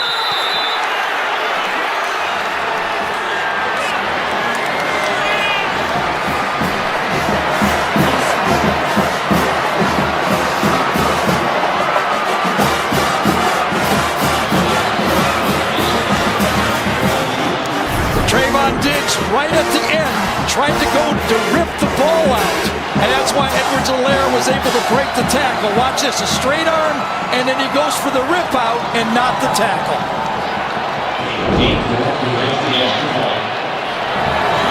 What an answer, what a drive. What a he did it again. Yes, he did it against Texas, and we questioned, would LSU finish? Yes, they have. Cade York's extra point is good. Now LSU has to understand the game. It's Alabama's got to go for a quick touchdown or an onside kick. It's the only way they can get in the game. Joe Burrow, that shows the fire, the leader. As Gary said, even the defense feeds off this dude. And remember the first play of the drive. That fake quarterback draw nifty play, that was one of the coolest plays. And you get the feeling that Steve Emsinger saved it for the big drive and then give the ball to this guy. Edwards-Helaire. Yep. What a show he's put on. One of the shortest guys on the field, but one of the tallest right now. And that's a reaction from the Tide's head coach. Joe Burrow feeling it right now. 97 seconds between a huge win. This is what this guy's all about. Absolutely. Even John Robinson, the old LA Rams coach, can appreciate that, right?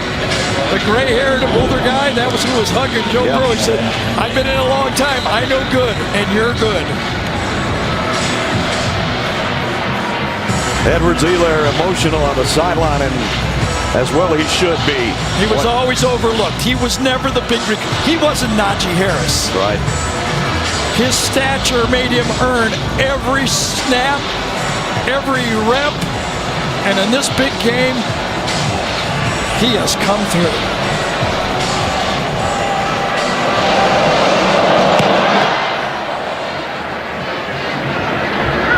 Henry Ruggs will take it at the 1. They can't get any room for him, and he only comes out around the 14. Coming up after our game, Adam, Rick, and BJ will have scores and highlights of the college football postgame show presented by Rocket Mortgage. Well, here you go. 1:31 to go. Most in series history that dates back to 1895. This 84th edition has been a dandy. I remember when Russell Wilson went to Wisconsin, I said, why would you go to Wisconsin if you're a quarterback? And then when Joe Burrow chose LSU, I go, really? Quarterbacks go there and die. Not Joe Burrow. He changed it along with his head coach, and we'll get into that in a second. Meanwhile, Tua Tagovailoa going deep on his first throw to Smith. Devontae Smith, he's gone! Touchdown, Alabama!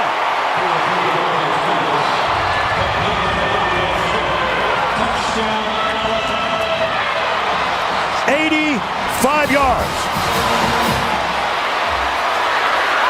It ain't over. I was just about to say LSU just needs to keep everything in front of them.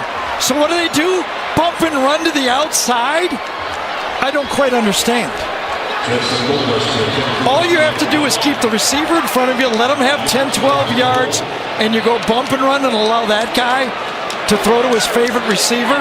Remember, 2nd and 26. Same guy. A little longer this time. Extra point is good.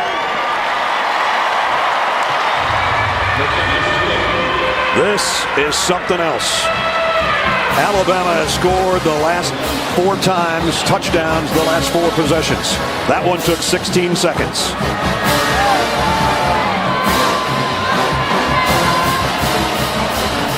I just questioned the defensive call by Dave Aranda there. Come on. You got a young player to the outside. You've got to protect him. You got to drop 8 people and force Alabama to at least take 5 plays down the field.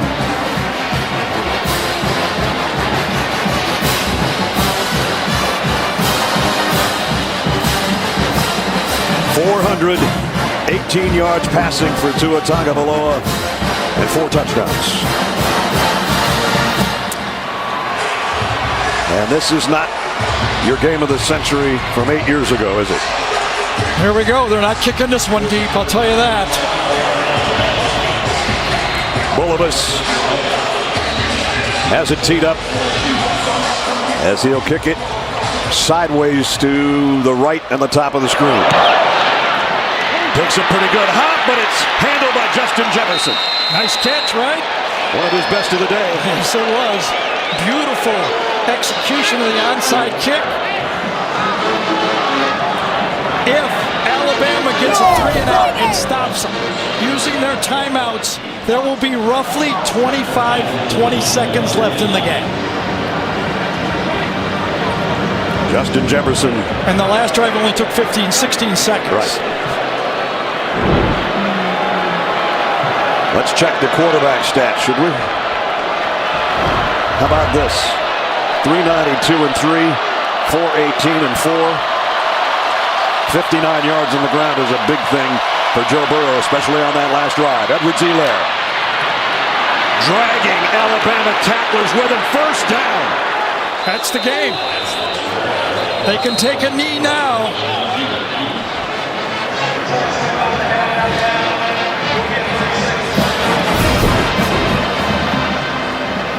How good has this guy been today? Everybody's still trying to rip the ball loose and not tackle the runner. McKinney is trying to rip it loose. Maiden's trying to rip it loose. First down, game.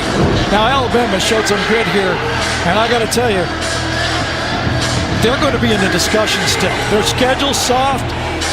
I get it, okay? But this team can play with anybody, can score on anybody. This is an interesting situation. It's going to end up this year, right? So now the discussion is going to be kind of one-loss SEC team that doesn't make the SEC championship. Again. Make it to the college football playoff. Potentially Oregon winning a championship, Oklahoma winning a championship in it. With a loss today for Alabama, there's some of the things that Jerry Palm, our analyst at CBS Sports, predicts would have to happen. I do know this. Whenever Ohio State or Alabama's in the discussion at the end, it's interesting. Those two schools produce a lot of talk.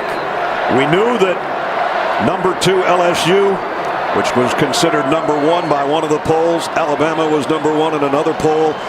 And the College Football Selection Committee College Football Ranking poll had Ohio State number 1. So we came into the day with a difference of opinion in the eyes of many as to who was number 1 in the country. I don't know how you don't say with LSU's resume with a 4th win over a top 10 team that they're not the best around. Absolutely. The committee will reward them coming here to win this game on this field. And I said for Ed Orgeron, his vision was, and he knew that he had to go with this program through Alabama. And a new era of LSU football didn't start until they beat Alabama. He said, we're coming. They came in today and got the job done. He measured everything against Alabama. He knew there was no way to sneak around them. They had to go through them. He told his team, as we said earlier, I told them all week, we're the better team. Today, they were.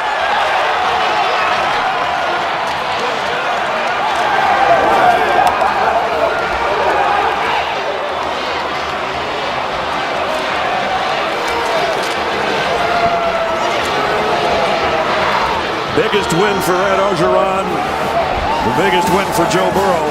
What a courageous game for Tua as well, right? Yep. I mean, what a lot of great competition on this field. He does not have to hang his head as he limps toward the locker room after another 4-touchdown performance. Nothing but respect for that man. He played his heart out, and today that guy and his team was just a little bit better. The winning coach is with Jamie. Coach, it took 8 years, and you knew this one was going to take 60 minutes. We know what it was like to watch, but what was this one like to coach? You know what? It's a great game to be in, a great rivalry. I am so happy for the state of Louisiana and all the LSU fans and our football team and our coaching staff. They worked very hard for this victory. It's a much-deserved victory for our football team and our great state of Louisiana and our great university in LSU. Joe Burrow has changed the way this team runs its offense. What does this do for his legacy as an LSU quarterback? Hey, you know, he's one of the best we've had here. But we still got 4 games left. And we're going down the road. We're going to try to win them every game. And we're going to bring a championship back to Louisiana. Clyde Edwards-Helaire carried that Alabama group just now for the first down. How did that embody the toughness today? You know, Clyde is 6'4", 270. And he has a great mindset about himself. He has the heart of a champion. I am so proud of Clyde. Where can this team go from here, Coach? We'll see. We've got to go beat Ole Miss next week. We'll take it 1 game at a time. Congratulations. Go Tigers. Clyde Edwards-Helaire is right here. I'll grab him. Coach just said you're 6'4", 270. Is that how big your heart is in a game like today? I feel like my heart can't be measured. You know, growing up. I love that guy. So you can hang here too. Yeah, come on. I mean, I feel like my heart can't be measured. You know, always a lot of doubt as far as us as a team, us as a state, and you know, me personally myself, I've always been talked down on height, everything else. So, you know, being able to help my boys out, get a team get a win for my team and my state, man, it's something unbelievable. Baton Rouge kid, congratulations. Thank you so much. Joe, I'll talk with you. Is this why you come and play in the SEC? This is why I decided to transfer. This is why I decided to come down here and play with this guy and all those guys over there. You know, these are the games you live for and you work so hard for. You hit a lot of speed bumps along the way, not just at LSU. When you envisioned your life and your football career turning out this way, is this what you dreamed of? You know, I thought I would be on this stage. I didn't think I would be in this jersey, though. And it's been a bumpy road. It's been a long one, but I couldn't be in a better place. They call a draw play for you at the end there. You get the first down, you stand up. Was that your Heisman moment? I don't know about all that. You know, we're not done yet. It's game 9. We got 3 more regular seasons than the SEC championship. So, you know, this was never our goal. You know, we got bigger goals than this. How good does this feel, you two? Oh, this is amazing. This is amazing. I can't wait to get back home. Congratulations, guys. Thank you. Great job, Jamie. Both of those guys tell a great story. Don't let anybody else define you. Yep. Joe had to transfer. Edward Delaire started out. Nobody believed him. You determine who you are. In that interview with Coach Orgeron, you could tell by the catch in that raspy voice and the tear in his eye. He was so This emotional. means a lot. And the two guys with the bad ankles coming in both played their hearts out today. And as Gary said, nothing but respect. So, the West. It's not won yet, but LSU takes a giant step in that direction at 5-0 and 9-0 overall. And Alabama loses for the first time in 32 games at home. And that's time for the play of the game, presented by Jersey Mike's Subs. As Jamie asked, was it your Heisman moment? Joe said, I don't know about all of that, but that 18-yard run certainly set it up. This is how Chris Blair called it for the LSU Radio Network. Burrow lines him up. Here's a quick snap. Burrow keeping off the left edge with room inside the 20, 15, 10, slugged down at the 6-yard line of the Alabama Crimson Tide. And that got it close enough for Edwards-Helaire to do the rest. And the final touchdown. And what a special game it was. We called it coming in the game of the year. They live up to the billing? I think so.